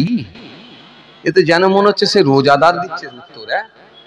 হ্যাঁ, নারায়ে তাকবীর, আল্লাহু আকবার। এটা যেন মনে হচ্ছে রোজাদার লোকেরা দিচ্ছে, মানে রোজা তো এখনো শুরু হয়নি নাকি আপনারা শুরু করে ফেলেছেন? আলহামদুলিল্লাহ। জি না, একটু সবাই মিলে দেন, জোরে দেন, আওয়াজ করে দেন, মহব্বতের সঙ্গে একটু উচ্চ আওয়াজে দেন নারায়ে তাকবীর। কেউ ফাঁকি মারবেন না। আমি মাহফুজুল্লাহ হোসাইনি, আমাকে লোকানো খুব সহজ, কিন্তু আমার আল্লাহকে লোকানো খুব কঠিন। কেন? নাহানু আকরাবু ইলাইহি মিন হাবলিল ওয়ারিদ। বান্দা, তোদের গর্দানের রগের থেকে আমি আল্লাহ আরো নিকটে আছি। ফাআইনামা তুআল্লু ফাসাম ওয়াজহুল্লাহ। বান্দা, তোমরা যেদিকে তাকাও না কেন, চারিদিকের মালিক আমি আল্লাহ। সেই আল্লাহকে রাজি করার জন্য আমরা সবাই মিলে উচ্চ আওয়াজে, সমস্বরে উচ্চ আওয়াজে সবাই মিলে আমরা আওয়াজ করে দিয়ে একবার দেন নারায়ে তাকবীর। আর জোরে নারায়ে তাকবীর। সিলসিলায়ে মুজাদ্দিদুল জামাত, সিলসিলায়ে মুজাদ্দিদুল জামাত, দাদা পীরের হক সিলসিলা, দাদা পীরের হক সিলসিলা, রাম গোবিন্দপুর গ্রামের বাস্তবিক শালে সব নারায়ে তাকবীর। উনকা দর চুমনে কা সিলা মিল গয়া, उनका दर चुमने का सिला मिल गया, सर उठाया तो मुझको खुदा मिल गया, आसियों का बड़ा मर्तबा मिल गया, हसर में दामनी मुस्तफा मिल गया। अल्लाहुम्मा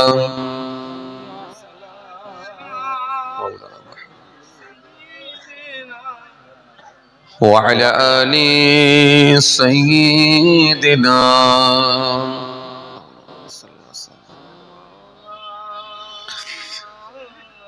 इकरा इकरा पढ़, इकरा इकरा, इकरा इकरा पढ़, इकरा इकरा, इकरा इकरा पढ़, इकरा इकरा, इकरा इकरा पढ़, इकरा इकरा। জ্ঞানী হলে কোরআন, জানতে হলে কোরআন, আল্লাহ নামে কোরআন, আল্লাহ বলে কোরআন।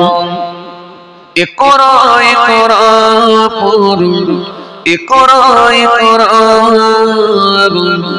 ইকরা ইকরা পড়ুন, ইকরা ইকরা। আল্লাহুম্মা সাইয়্যিদানা মাওলানা মুহাম্মদ ওয়া আলা আলি সাইয়্যিদানা মাওলানা মুহাম্মদ সাল্লাল্লাহু আলাইহি ওয়াসাল্লাম। পরশবদ আকো স্বপ্ন বাদো বইয়ের সাথে ঘর, বই তো তোমার বুকে শুদ্ধ আলোর মেঘনা পরন।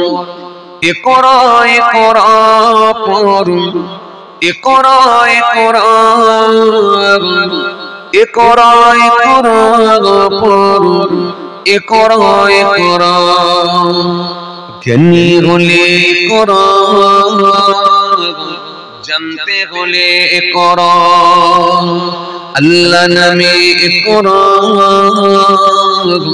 আল্লাহ বলে ইকরা ইকরা ইকরা পড়ো ইকরা ইকরা ইকরা ইকরা পড়ো ইকরা ইকরা আল্লাহুম্মা সাল্লি আলা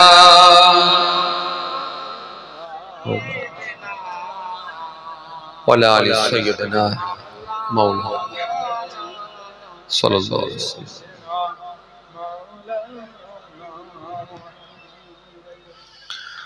وقال الله تعالى في كلامه المجيد والفرقان الحميد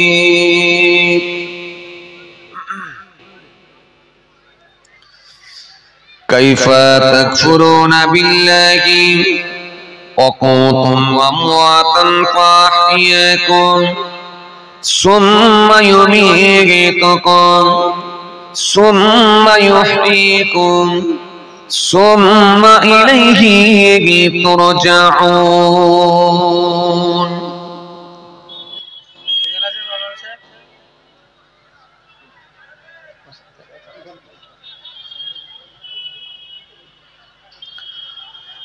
وقال النبي صلى الله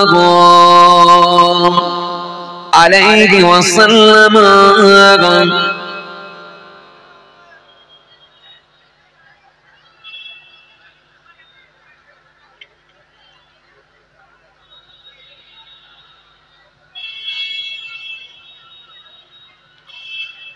وعن أبي هريرة رضي الله تعالى عنه قال سمعت رسول الله صلى الله عليه وسلم يقول حق المسلم على المسلم خمسان رد السلام وإعادة المريض واتباع الجنائز وإجابة الدعوات وتشميت العاطس إلى آخر الحديث أو كما قال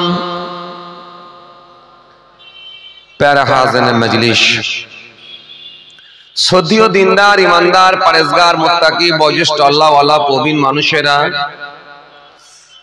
আজকের মাহফিলে বসে থাকা নামাজি রোজাদার দিনদার খোদাবিরু আল্লাহ ওয়ালা মানুষেরা আজকের মাহফিলে বসে থাকা আমার যুবক সাথী মহব্বতের ভাইরা আজকের মাহফিলে বসে থাকা বয়োজ্যেষ্ঠ প্রবীণ মানুষেরা আজকের মাহফিলে আগত বিশিষ্ট ব্যক্তিরা হাফেজে কোরআন উলামায়ে কেরাম আল্লাহ পাকের হাজী বান্দা গণেরা খাস করে এই মহল্লার ইমাম আমাদের সকলের কাছে সম্মানীয় ব্যক্তি শ্রদ্ধার পাত্র মোহতারাম ইমাম সাহেব ভাই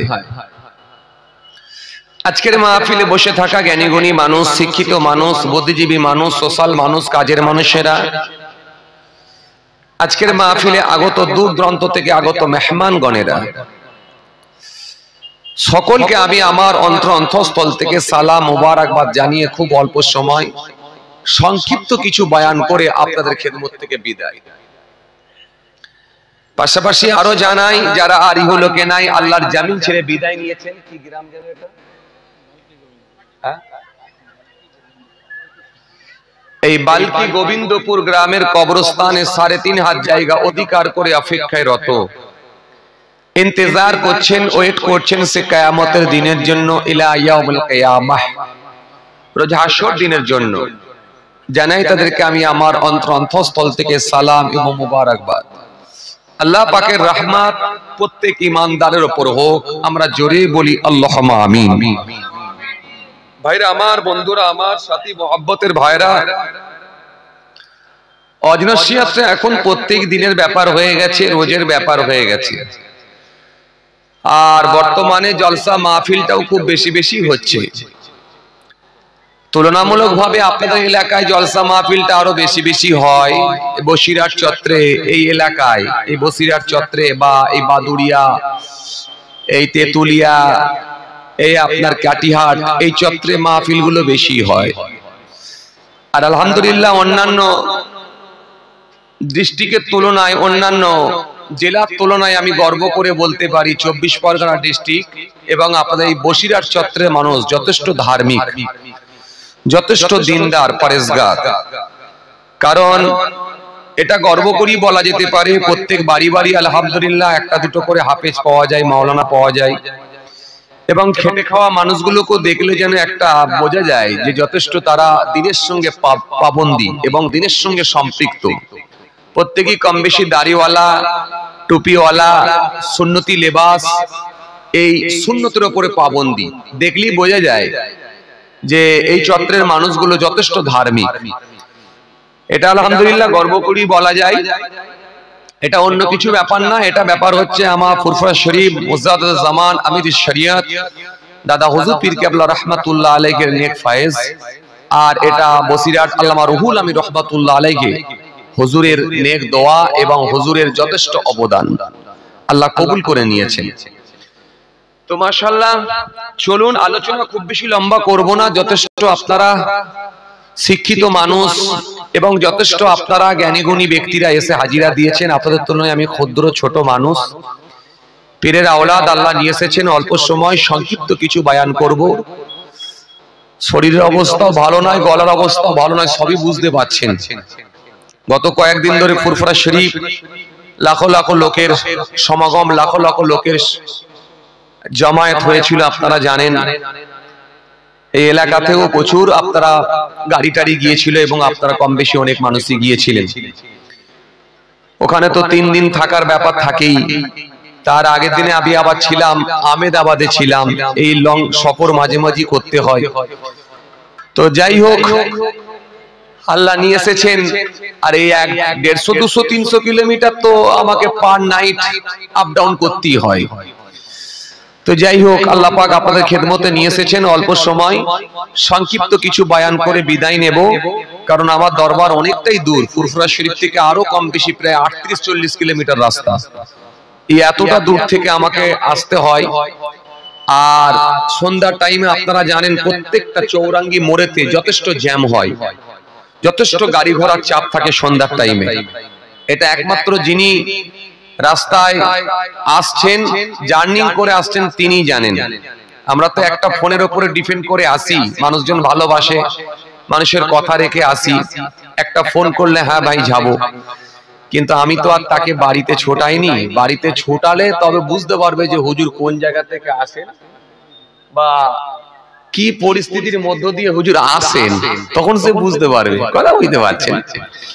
তো যাই হোক, মানুষজন ভালোবাসেন, কথা দেয়, আমরাও বলে কথা দিই, কথা রাখার চেষ্টা করি। তো যাই হোক, আলহামদুলিল্লাহ আল্লাহ আপনাদের খেদমতে নিয়ে এসেছেন। অল্প সময় সংক্ষিপ্ত কিছু বয়ান করে বিদায় নেব।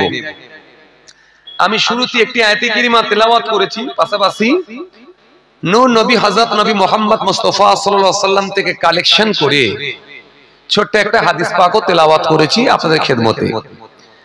আর আলহামদুলিল্লাহ আজকে এই ছোট্ট হাদিসটাকে সামনে রেখে কিছু সময় আলোচনা করব। খুব বেশি সময় নয়, 1-1.5 ঘন্টা আপনাদের খেদমতে আলোচনা। খুব বেশি কষ্ট আপনাদেরকে দেব না। তো এই হাদিসটা খুব গুরুত্বপূর্ণ হাদিস। সব হাদিসই গুরুত্বপূর্ণ হাদিস, তবে এই হাদিসটা বর্তমান সময়ে খুব প্রয়োজনীয় হাদিস। তাই আমার মনে হলো বলে আমি ভাবলাম যে এই ওয়াজটাই আজকে করি। কারণ যেহেতু প্রথমে আপনাদের সামনে আমি সালাম দিচ্ছিলাম, প্রথমে যখন সালাম দিলাম সালামের তো জবাব ঠিকমতো পেলামই না। দ্বিতীয়বার আবার আমাকে সালাম দিতে হলো। দেওয়ার পরে আপনাদেরকে একটু অনুরোধ করে বললাম যে একটু জবাবটা ভালো করে দেন। তারপরে আপনারা একটু আলহামদুলিল্লাহ উচ্চ স্বরে দিলেন, তখন মনের দিক দিয়ে একটু তৃপ্তি পেলাম। তো মনে মনে ভাবলাম তাহলে এই হাদিসটা থেকে কালেকশন করি, এই হাদিসটার মধ্যে আমরা এই ওয়াজটা পাবো। এই ওয়াজটা আমাদের শোনা দরকার আছে। কারণ আমরা তো এত বেশি বেশি ওয়াজ শুনছি আর এত বেশি বেশি বক্তৃতা শুনি বা ওয়াজ শুনি যে আমরা কিছু মানুষ সব যেন মনে করি যে গুলে খেয়ে নেওয়ার মতো, আমাদের সব কমপ্লিট হয়ে গেছে, সে গুলে খেয়ে নেওয়ার মতো। কথা বুঝতে পারছেন? এই জন্য কিছু মানুষ তারা তো এরকম মাহফিলে এসে বসেই না। এই মাহফিল গুলো তাদের কাছে একটা মানে কি বলবো, একটা অবহেলার জায়গা তৈরি হয়ে গেছে। তাদের কাছে একটা অবহেলা, একটা অনীহা ভাব, মানে এই মাহফিলের প্রতি আর কোনো গুরুত্বই নাই। তারা মনে করি সব কমপ্লিট হয়ে আছে আমার, আমি আবার কি ওয়াজ শুনতে যাব। তো সুতরাং আমি আপনাদেরকে যেটা বোঝাতে চাইছিলাম যে না, হজের মাহফিলে নিশ্চয় আমরা সুযোগ পেলি অবশ্যই আমরা অ্যাটেন্ড করব, এই মাহফিলে গিয়ে বসবো। কারণ যতক্ষণ আমরা বসে থাকবো আমার আল্লাহ রাজি হলে, খুশি হলে নিশ্চয় নিশ্চিতভাবে আমার আল্লাহ আমাদেরকে সওয়াবের হকদার করবেন। একটু জোরে বলেন। কারণ এই মাহফিলের একটা গুরুত্ব রয়েছে। হাদিস পাকের মধ্যে এসেছে, রাসূল করিম সাল্লাল্লাহু আলাইহি সাল্লাম তিনি জানিয়ে দিয়েছেন, হাদিস পাকের মধ্যে এসেছে এই মাহফিলের গুরুত্ব কত। এই মাহফিলের গুরুত্ব এত বেশি বাড়ানো হয়েছে, আপনি অবাক হয়ে যাবেন। আমরা কিছু মানুষ এরকম মাহফিলের কথা শুনলে নাক ছিটকায়। আমি তাদেরকে বলবো যে এই মাহফিলের গুরুত্ব কত যদি আপনারা জানতেন তাহলে মাহফিলগুলোকে আর অবহেলা করতেন না, অবশ্যই মাহফিলে গিয়ে অ্যাটেন্ড করতেন। রাসূল করিম সাল্লাল্লাহু আলাইহি সাল্লাম বলেছেন, ক্বালা রাসূলুল্লাহ সাল্লাল্লাহু আলাইহি সাল্লাম মাজলিসু ফিকি খায়রুন মিন ইবাদাতি 60 সানাত। আল্লাহ নবী সুন্দর করে বললেন যে একটা দিনই মাজলিস হলো আমার আল্লাহর কাছে এত উত্তম হয়ে যায় 60 বছর নফল ইবাদত করার থেকেও একটা দিনই মাহফিল, একটা দিনই মাজলিস আমার আল্লাহর কাছে উত্তম। একটু জোরে বলেন। 60 বছর দিনই, 60 বছর নফল ইবাদত করার থেকেও একটা দিনই মাহফিল আল্লাহর কাছে উত্তম। তাহলে এরপরও কি আমরা বলতে পারি যে এরকম মাহফিল দিয়ে কি হবে, কি হবে, কটা মানুষ হেদায়েত হয়েছে? এরপরও কি আমাদের কাছে এই প্রশ্নগুলো আসে যে এরকম মাহফিল দিয়ে কি লাভ আছে, কামাই কেন টাকা খরচা করবে, এরকম কথাবার্তা আমাদের কাছে আসে না? এগুলো আমরা বলবো না, খবরদার না, এগুলো থেকে আমরা বিরত থাকার চেষ্টা করব। শোনেন, আপনি কতটা হেদায়েত হয়েছেন মানুষকে কোশ্চেন করছেন এটা করবেন না। আপনি নিজেকে কোশ্চেন করুন যে আপনি কতটা হেদায়েত হতে পেরেছেন। আপনি নিজেকে কোশ্চেন করুন যে আপনি কতটা হেদায়েত হতে পেরেছেন। শোনেন, হেদায়েত হয়নি আপনাকে কে বলেছে? এই মাহফিলে এমনও মানুষ বসে আছে, জিজ্ঞাসা করে দেখেন, জীবনে মাদ্রাসার দরজা দেখেনি, মক্তবের চৌকাট পার হয়নি, কিন্তু সেই মানুষগুলো আলহামদুলিল্লাহ দীর্ঘদিন ধরে ছোটবেলায় হয়তো বিভিন্ন রকম অসুবিধার কারণেতে পরিবারটা স্বচ্ছভাবে না চলার কারণেতে বিভিন্ন রকম কাজে কামের সঙ্গে যুক্ত হওয়ায়, বিভিন্ন রকম কর্মক্ষেত্রে পৌঁছে যাওয়ার কারণেতে হয়তো তারা মাদ্রাসা মক্তবে পৌঁছাতে পারেনি, কিন্তু আলহামদুলিল্লাহ এই মাহফিলে বসে বসে 10 বছর, 5 বছর, 8 বছর, 10 বছর, 12 বছর, 14 বছর ধরে ওয়াজ শুনে কারো না কারোর বক্তৃতা, কারো না কারোর ওয়াজ শুনে আল্লাহ তাকে কবুল করে নিয়েছেন, হেদায়েতের জায়গায় আসতে পেরেছে। সেই লোকটা এখন মুখে দাড়ি, মাথায় টুপি, সেই লোকটা এখন 5 ওয়াক্ত নামাজ, তাহাজ্জুদের নামাজ যতটুকু করে আলহামদুলিল্লাহ, যতটুকু ধার্মিক হয়েছে আলহামদুলিল্লাহ, সব কিন্তু এই মাহফিলের ওসিলাতেই হয়েছে। এটা অস্বীকার করার জায়গা আছে বাবাজি? অস্বীকারের জায়গা আছে? আপনি নিজেকে কোশ্চেন করতে পারেন যে আপনি কতটা হেদায়েত হয়েছেন, কিন্তু আপনি লোককে বলছেন যে মাহফিল দিয়ে কি হবে, কটা লোক হেদায়েত হয়েছে, এইরকম কথাবার্তা বলবেন না। এজন্য নবী সুন্দর করে বললেন 60 বছর নফল ইবাদত করার থেকেও একটা দিনই মাজলিস হলো আমার আল্লাহর কাছে উত্তম। সুতরাং এই মাহফিলটা সেই মাহফিল যেখানে পাক নাপাকের কথা, হারাম হালালের কথা, বৈধ অবৈধর কথা, চলবে চলবে নার কথা, জায়েজ না জায়েজের কথা, মা বাপের খেদমতের কথা, প্রতিবেশীর হকের কথা, আত্মীয়ের সঙ্গে সুসম্পর্ক বজায় রাখার কথা, এতিম মিসকিনের সঙ্গে ভালো ব্যবহার করার কথা, আত্মীয়ের সঙ্গে সুসম্পর্ক বজায় রাখার কথা, পিতা তার বাচ্চাদের উপরে, ছেলে মেয়েদের উপরে কটা হক সেই কথা, আপনার সাংসারিক জীবন, পারিবারিক জীবন, আপনার রাজনৈতিক জীবন, আপনার অর্থনৈতিক জীবন, আপনার সামাজিক জীবন, পুরো পরিকাঠামোটা আপনার কেমন হবে সেটা কিন্তু এই কোরআন হাদিসকে সামনে রেখে এই মাহফিলে কিন্তু আলোচনা হয়। চলুন আমি আজকে আপনাদের সামনে একটা ছোট্ট আলোচনা করব বলেছিলাম।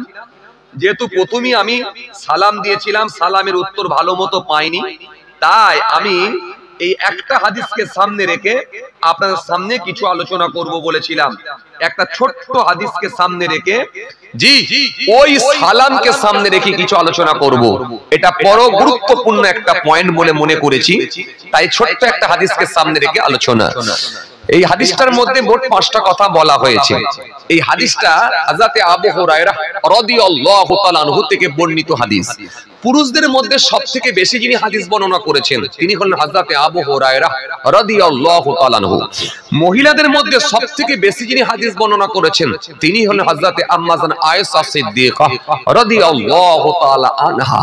2210 অর্থাৎ 2210টা হাদিস বর্ণনা করেছেন। আবু হুরায়রা রাদিয়াল্লাহু তাআলা আনহু তিনি পুরুষদের মধ্যে সবথেকে বেশি হাদিস বর্ণনা করেছেন। এই কথাকে সামনে রেখে একটা কথা বলিনি, এই আবু হুরায়রা কেন বলা হতো? পূর্বে তিনার নাম ছিল আব্দুর রহমান বা আব্দুস শামস, আপনারা জানেন। এই আবু হুরায়রা কোন ঘটনার পরিপ্রেক্ষিতে এই নাম দেওয়া হয়েছিল? মনে রাখবেন, অনেক লম্বা আলোচনা, অত দূরে যাচ্ছি না, এতটুকু বলি। তিনি বিড়ালের বাচ্চাকে বড় ভালোবাসতেন, বিল্লির বাচ্চাকে বড় পছন্দ করতেন। আমরা যেমন অনেকে দেখা যায় পাখি পছন্দ করি, অনেকে আমরা পায়রা পছন্দ করি, কবুতর পছন্দ করি, অনেকে আমরা মুরগি, হাঁস ইত্যাদি ইত্যাদি পছন্দ করি, অনেকে খরগোশ পছন্দ করি। তিনি বিড়ালের বাচ্চাকে বড় পছন্দ করতেন। আর সত্যি একটা ছোট্ট বিড়ালকে দেখতে, একেবারে বাচ্চা বিড়ালকে দেখতে অসাধারণ লাগে, কথা ঠিক কিনা ভুল বলেন? একদিন জামার আস্তিনের মধ্যে একটা বিড়ালের বাচ্চাকে নিয়ে রাসূল করিম সাল্লাল্লাহু আলাইহি ওয়াসাল্লামের কাছে এসে হাজির হলেন। বিড়ালের বাচ্চা ডাকতে শুরু করলো ম্যাও। বিড়ালের বাচ্চা কয় ম্যাও ম্যাও ম্যাও। আপনাদের এখানে গোবিন্দপুর নাকি জি? এই গোবিন্দপুরের বিড়ালগুলো কেমন ম্যাও মাই করে তো নাকি? করে তো ম্যাও ম্যাও। তাহলে সেই সময়কার বিড়ালগুলো কিন্তু ম্যাও ম্যাও করতো। এখন বিড়ালের বাচ্চা যখন ম্যাও ম্যাও করে 2-4 বার আওয়াজ দিয়েছে, রাসূল করিম সাল্লাল্লাহু আলাইহি ওয়াসাল্লাম একটু মুচকি হেসে বলেন, কি ব্যাপার, বিড়ালের বাচ্চার আওয়াজ পাচ্ছি কোথা থেকে? সাহাবী বলে, ইয়া রাসূলুল্লাহ, হাবিবাল্লাহ হুজুর, আমি বিড়ালের বাচ্চাকে বড় পছন্দ করি, যে আমার আস্তিনের মধ্যে একটা বিড়ালের বাচ্চা নিয়ে এসেছি হুজুর, তাই বিড়ালের বাচ্চা আওয়াজ করছে ম্যাও ম্যাও। আল্লাহর নবী একটু মুচকি হাসলেন, হেসে বলেন, তোমাকে আমি কি বলি বলো দেখিনি? ইয়া আবু হুরায়রা, হে বিড়ালের আব্বা, হে বিল্লির বাপ। কথা শুনছেন? যখন বিল্লির বাপ বলে সম্বোধন করেছেন, হযরত আবু হুরায়রা রাদিয়াল্লাহু তাআলা আনহু এই নামটা খুব পছন্দ হয়ে গেল, এটা তিনার পছন্দনীয় হয়ে গেল। তিনি আর থাকতে পারলেন না, তিনি বলেন, ভাইরা, আমার সাথী ভাইরা, আজ থেকে আপনারা আমাকে আবু হুরায়রা বলে ডাকবেন, কারণ এই নামটা স্বয়ং আমার রাসূলুল্লাহ তিনি ভালোবেসে আমাকে দিয়েছেন। জোরে বলবেন না? আরো জোরে বলবেন না? এই তখন থেকে আবু হুরায়রা, পরেও আবু হুরায়রা, আজও চলছে আবু হুরায়রা, আগামী দিনেও চলবে, কিয়ামত পর্যন্ত আবু হুরায়রা রাদিয়াল্লাহু তাআলা আনহু। কারণটা বোঝা গেল? তাহলে কেন নাম এসেছে বোঝা গেল। তিনি সবথেকে বেশি হাদিস বর্ণনা করেছেন পুরুষদের মধ্য থেকে। সেই আবু হুরায়রা থেকে বর্ণিত একটা হাদিস রাসূল করিম সাল্লাল্লাহু আলাইহি ওয়াসাল্লাম থেকে কালেকশন করা। এই হাদিসের মধ্যে মোট 5টা কথা। এক নম্বরে কি রদ্দুস সালাম, দ্বিতীয় নম্বরে কি ওয়াইআদাতুল মারিজ, তিন নম্বরে কি ওয়াইতিবাউল জানাইজ, চার নম্বরে কি ওয়াইজাবাতুদ দাওয়াত, পাঁচ নম্বরে কি ওয়াতাসমিতুল আতিস। এই হাদিসের মধ্যে মোট 5টা কথা। আর আলোচনার আজকে বিষয়বস্তু টপিক থাকবে এই ছোট্ট হাদিস। এই হাদিসের মধ্যেই কিন্তু কিছু আলোচনা। তাহলে এক নম্বরে ছিল কি রদ্দুস সালাম, দ্বিতীয় নম্বরে কি ওয়াইআদাতুল মারিজ, তিন নম্বরে কি ওয়াইতিবাউল জানাইজ, চার নম্বরে কি ওয়াইজাবাতুদ দাওয়াত, পাঁচ নম্বরে কি ওয়াতাসমিতুল আতিস। এই 5টা কথা। এই হাদিসটা কিন্তু খুব কমন হাদিস, আপনারা একাধিক ওলামা হযরতদের মুখে আপনারা শ্রবণ করেছেন, শুনেছেন। অনেকের হাদিসটা মুখস্থ আছে, আর মুখস্থ না থাকলে আমি মানেটা বললে সবার মনে এসে যাবে যে হ্যাঁ এই হাদিসটা বারে বারে শুনেছি। তবে এই কমন হাদিসকে সামনে রেখে আপনাদের সামনে আমি কিছু আলোচনা করতে চাইছি। আপনারা লক্ষ্য করুন, খুব ধ্যান দেন এবং মনোযোগ দিয়ে শ্রবণ করার চেষ্টা করুন। তাহলে এক নম্বরে কি হয়েছিল? এক নম্বরে রাসূল বলেন রদ্দুস সালাম, দেখলে সালাম দাও। এক মুসলমানকে দেখলে সালাম দাও, যেটা আমি প্রথমেই আপনাদেরকে দিয়েছিলাম, কিন্তু উত্তর আমি ভালো মতো পাইনি। খুব ভালো করে শোনেন, আমি তখন থেকেই ঠিক করে নিয়েছি আজকে এই আলোচনাই করব। কেন উত্তর দেবেন না? আপনারা বসিরহাট এলাকার লোক, যথেষ্ট আপনারা ধার্মিক, উত্তর দিতে হবে আপনাদেরকে উচ্চ আওয়াজে, মন খুলে দিতে হবে। এত নারাজির সঙ্গে কেন? এত নারাজির সঙ্গে কেন?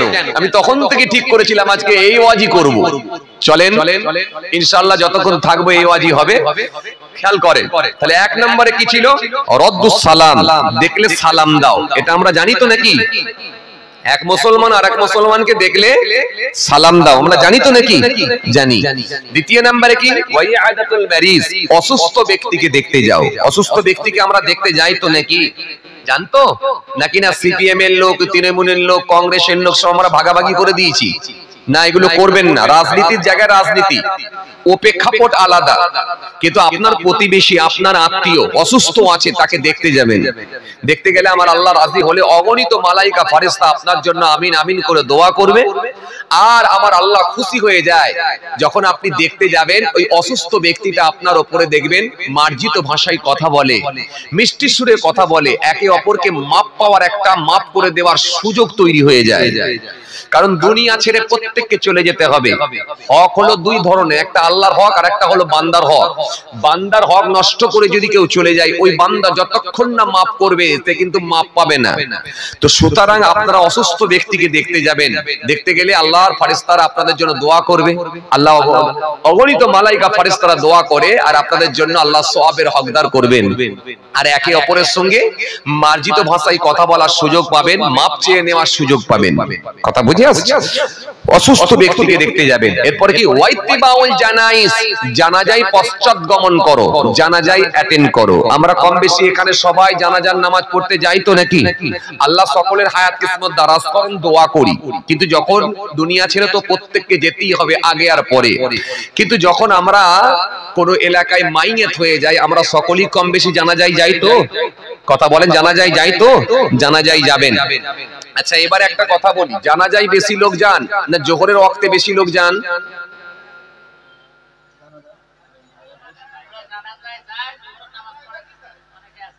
অবস্থা বুঝতে পাচ্ছেন? অবস্থা বুঝতে পাচ্ছেন?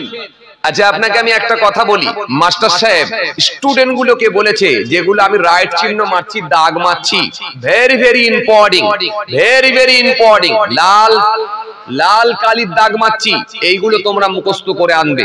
এই 10টা পয়েন্ট, এই 10টা কোশ্চেন দিচ্ছি, এগুলো মুখস্থ করে আনবে। আপনি পরদিনে ওই 10টা কোশ্চেনের অ্যানসার করে নিয়ে যাবেন, মুখস্থ করে নিয়ে যাবেন, না পরের পেজ থেকে অর্থাৎ পরের পৃষ্ঠা থেকে মুখস্থ করে নিয়ে যাবেন? কোনটা করবেন? যেগুলো দাগ মারবে ওগুলো মুখস্থ করবেন, মাস্টার যেগুলো দিয়েছে ওগুলো করবেন, নাকি না পরের পৃষ্ঠা থেকে মুখস্থ করবেন? মাস্টার যেগুলো দিয়েছে সেগুলো করবেন, তাই না?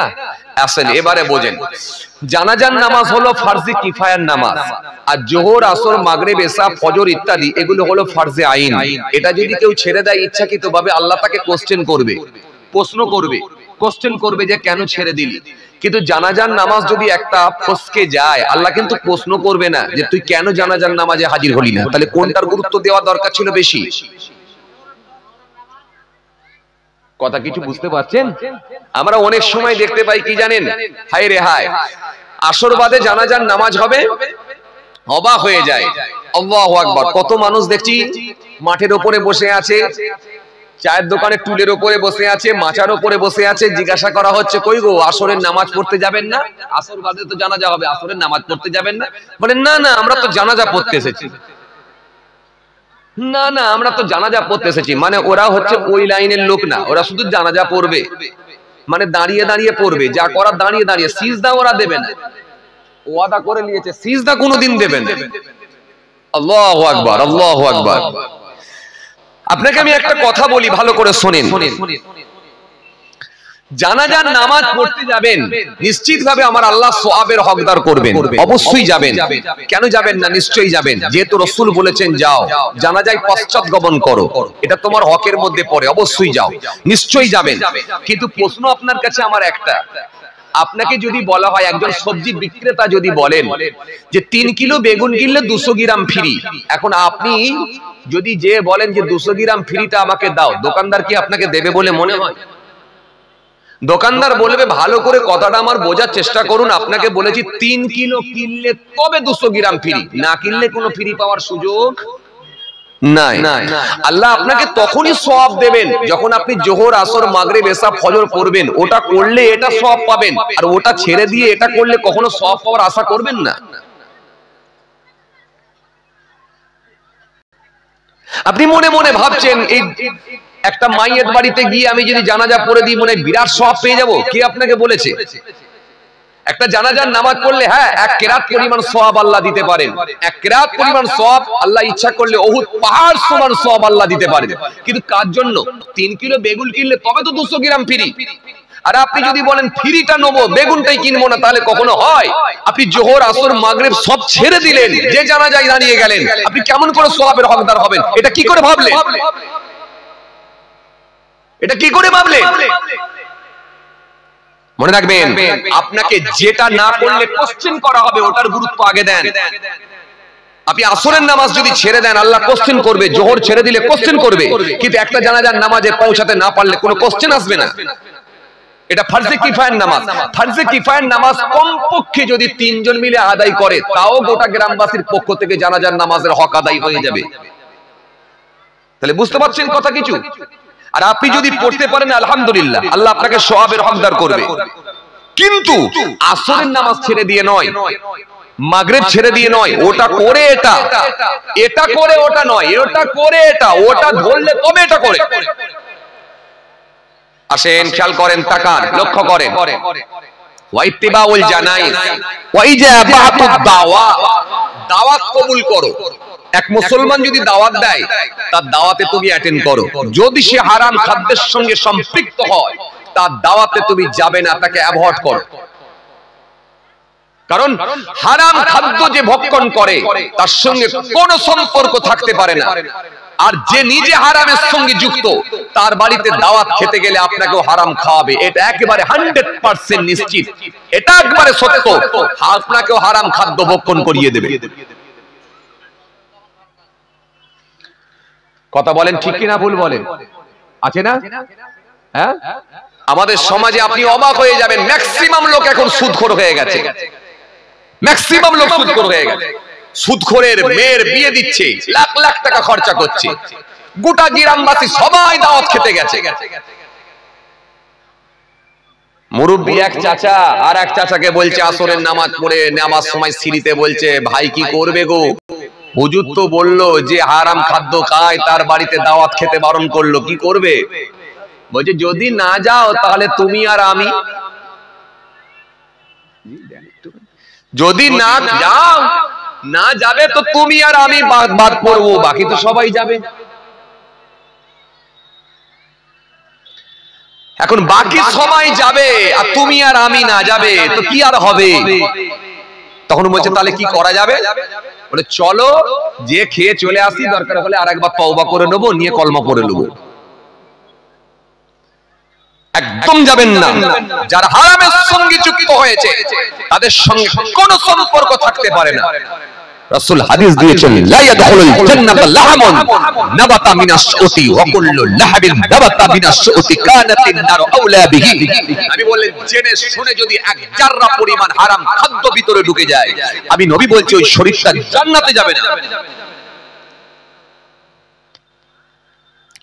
নবী বললেন ইয়াতি আলান নাসি জামান লা ইউবালুল মারউ মা আখাযা মিনহুম আমিনাল হালাল আম মিনাল হারাম। নবী বলেন অতি সত্বর মানুষের সম্মুখে এমন জামানা আসবে কেউ কারোর পরোয়া করবে না, কেউ কাউকে মানামানি বলে থাকবে না, বাপ বেটাই মানামানি থাকবে না, গুরু আর শিষ্যর মধ্যে মানামানি থাকবে না, ছাত্র মাস্টারের মধ্যে মানামানি থাকবে না, মানামানি জিনিসটা উঠে যাবে। সেই সময়টা হবে খুব করুণ সময়, যে সময় মানামানি থাকবে না, কেউ কারোর পরোয়া করবে না। খালি একটাই কথা, যে কোনো উপায়ে বড় লোক হতে হবে। বড় লোক কিভাবে হওয়া যায় এছাড়া তার আর কিছু ভাববে না। এই হাদিসগুলো কি মিলছে বলে মনে হচ্ছে? বলছি হাদিসগুলো কি মিলছে বলে মনে হচ্ছে? হ্যাঁ, আপনাদের পাড়ায় যে সুদ খায় তাদের সঙ্গে কোনো রিলেশন রাখবেন না, যে লটারির টিকিট কাটে তার সঙ্গে কোনো সম্পর্ক রাখবেন না।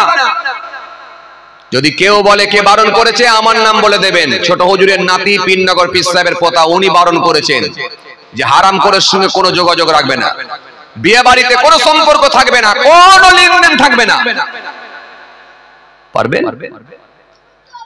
কি করে পারবেন? 100টা বাড়ির মধ্যে তো এখন 90টা বাড়িতে সুদের সঙ্গে যুক্ত। এখন আপনি যদি বলেন যে ওদেরকে বয়কট করব, ওরাই তো আপনাকে বয়কট করে দেবে। কথা বলছেন না কেন? হ্যাঁ, হ্যাঁ ভাইরা আমার, বন্ধুরা আমার, সাথী মহব্বতের ভাইরা, আপনি অবাক হয়ে যাবেন। হারাম সম্পর্কে একাধিক কোরআনের আয়াত, একাধিক হাদিস এসেছে, একটা দুটো তিনটে না। হারাম কখনো হালাল হতে পারে না। চলেন আমি একটু করে টাচ মারবো।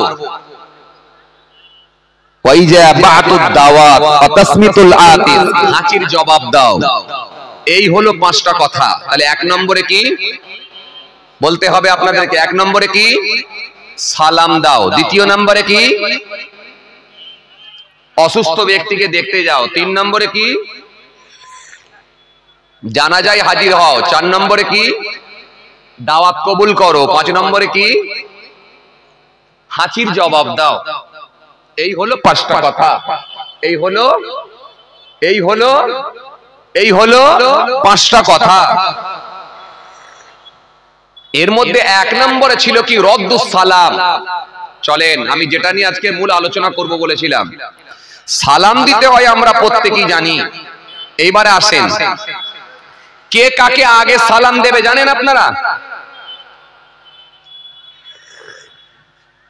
কে কাকে আগে সালাম দেবে জানেন?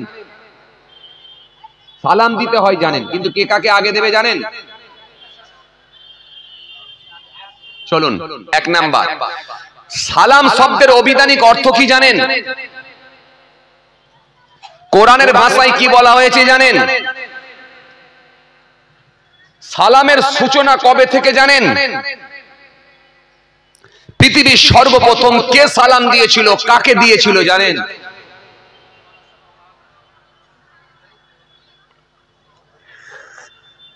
সালাম কি জ্যান্ত মানুষদের জন্য না মৃত মানুষদের জন্য?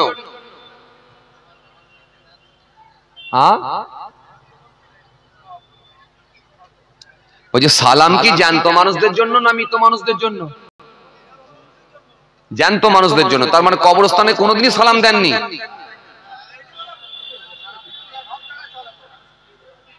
দিয়েছেন তো? কবরস্থানে যখন সালাম দিয়েছেন নিজেরাই দিয়েছেন না ইমাম সাহেবের উপর চাপিয়ে দিয়েছেন? আল্লাহ ওই ইমামের পেছনে দাঁড়িয়েছি, উনি যেটা বলেছে ওটাই আমাদের। দিয়েছেন? মাশাআল্লাহ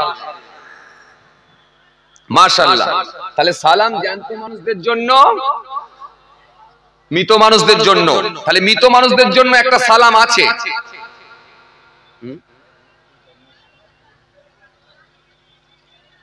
রোজা সম্পর্কে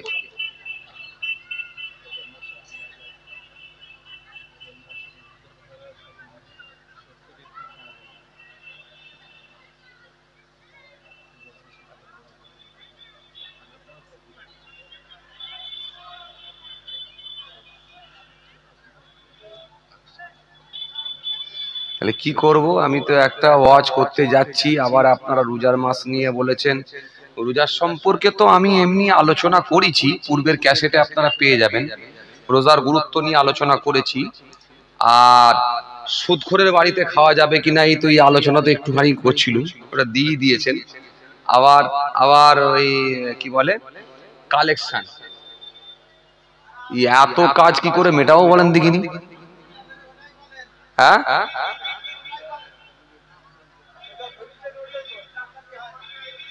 যেটা ধরেছি এটাই বলবো। আচ্ছা তাহলে ওটা শেষ করি, তারপরে দেখা যাক ইনশাআল্লাহ। রোজা সম্পর্কে আমি পূর্বের ক্যাসেটে আলোচনা করেছি। আল্লাহ রাব্বুল আলামিন কোরআনের মধ্যে বলেছেন, ইয়া আইয়ুহাল্লাযীনা আমানু কুতিবা আলাইকুমুস সিয়াম কামা কুতিবা আলাল লাযীনা মিন ক্বাবলিকুম লাআল্লাকুম তাত্তাকুন। রোজা সম্পর্কে একাধিক কোরআনের আয়াত এসেছে। শাহরু রমাদান আল্লাযী উনজিলা ফীহিল কুরআন হুদাল লিন-নাস ওয়া বাইয়িনাতিন মিনাল হুদা ওয়াল ফুরকান ফামান শাহিদা মিনকুমুশ শাহরা ফালইয়াসুম ওয়া মান কানা মারিদান আও আলা সাফারিন ফাইদ্দাতুম মিন আইয়ামিন উখরা ইরিদুল্লাহু বিকুমুল ইসরা ওয়া লা ইরিদুকুম বিকুমুল উসরা। কোরআনের আয়াত এসেছে একাধিক রোজা সম্পর্কে। হাদিস পাকের মধ্যে এসেছে রোজার এই আয়াতগুলো ব্যাখ্যা করলে তো রোজার টাইম শেষ হয়ে যাবে, আলোচনা শেষ হয়ে যাবে। কিন্তু যেহেতু প্রথমেই এসে আমি সালামের উত্তরটা ভালো মতো পাইনি বলে আজকে আমি এই টপিকটা তৈরি করে নিয়েছি। চলেন দেখে যাক, এটা আমি শেষ করি, তারপরে যে ইনশাআল্লাহ সময় থাকে একটু আলোচনা করব। আসেন তাহলে সালাম কথার অভিধানিক অর্থ কি? কে কাকে আগে সালাম দেবে? সালামের সূচনা কবে থেকে? পৃথিবীর সর্বপ্রথম কে সালাম দিয়েছিল, কাকে দিয়েছিল?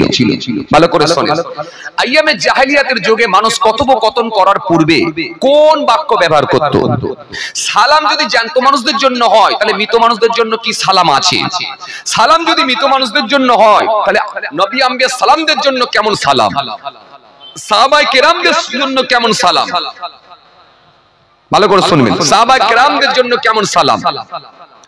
মুসলমান গায়ের কম এক জায়গায় যদি থাকে সেই ক্ষেত্রে আপনি সালাম দেবেন, ওই সালামটা কেমন সালাম? তো ভালো করে শুনেন, সালাম দেওয়াটা কি একটু বলেন, এটা বলতে পারবেন? সালাম দেওয়া সুন্নাত, হ্যাঁ? সালাম দেওয়া সুন্নাত, জবাব দেওয়া ওয়াজিব। তাহলে সালাম দেওয়াটা হলো সুন্নাত। কিন্তু এমন কিছু জায়গা আছে যেখানে সালাম দিলে সুন্নাত হওয়া তো অনেক দূরের ব্যাপার, বরং মাকরুহ হয়। সেটা কোন কোন জায়গা? তাহলে সালামকে সামনে রেখে কিন্তু আমরা অনেক কথা পাচ্ছি। সালামের গুরুত্ব কিন্তু অনেক বেশি। আমরা অনেক মানুষ এগুলো বুঝি না বলে দিতে চাই না, অবহেলা করি। আসেন আমি আপনাদের সামনে একটু একটু করে কতগুলো আলোচনা করা যায় দেখি, খেয়াল করেন, লক্ষ্য করেন। সালাম কথার অভিধানিক অর্থ হলো বিপদ আপদ দস্তুতি থেকে নিরাপদে থাকা। আর কোরআনের পরিভাষায় বলা হয় শান্তি বর্ষিত হোক।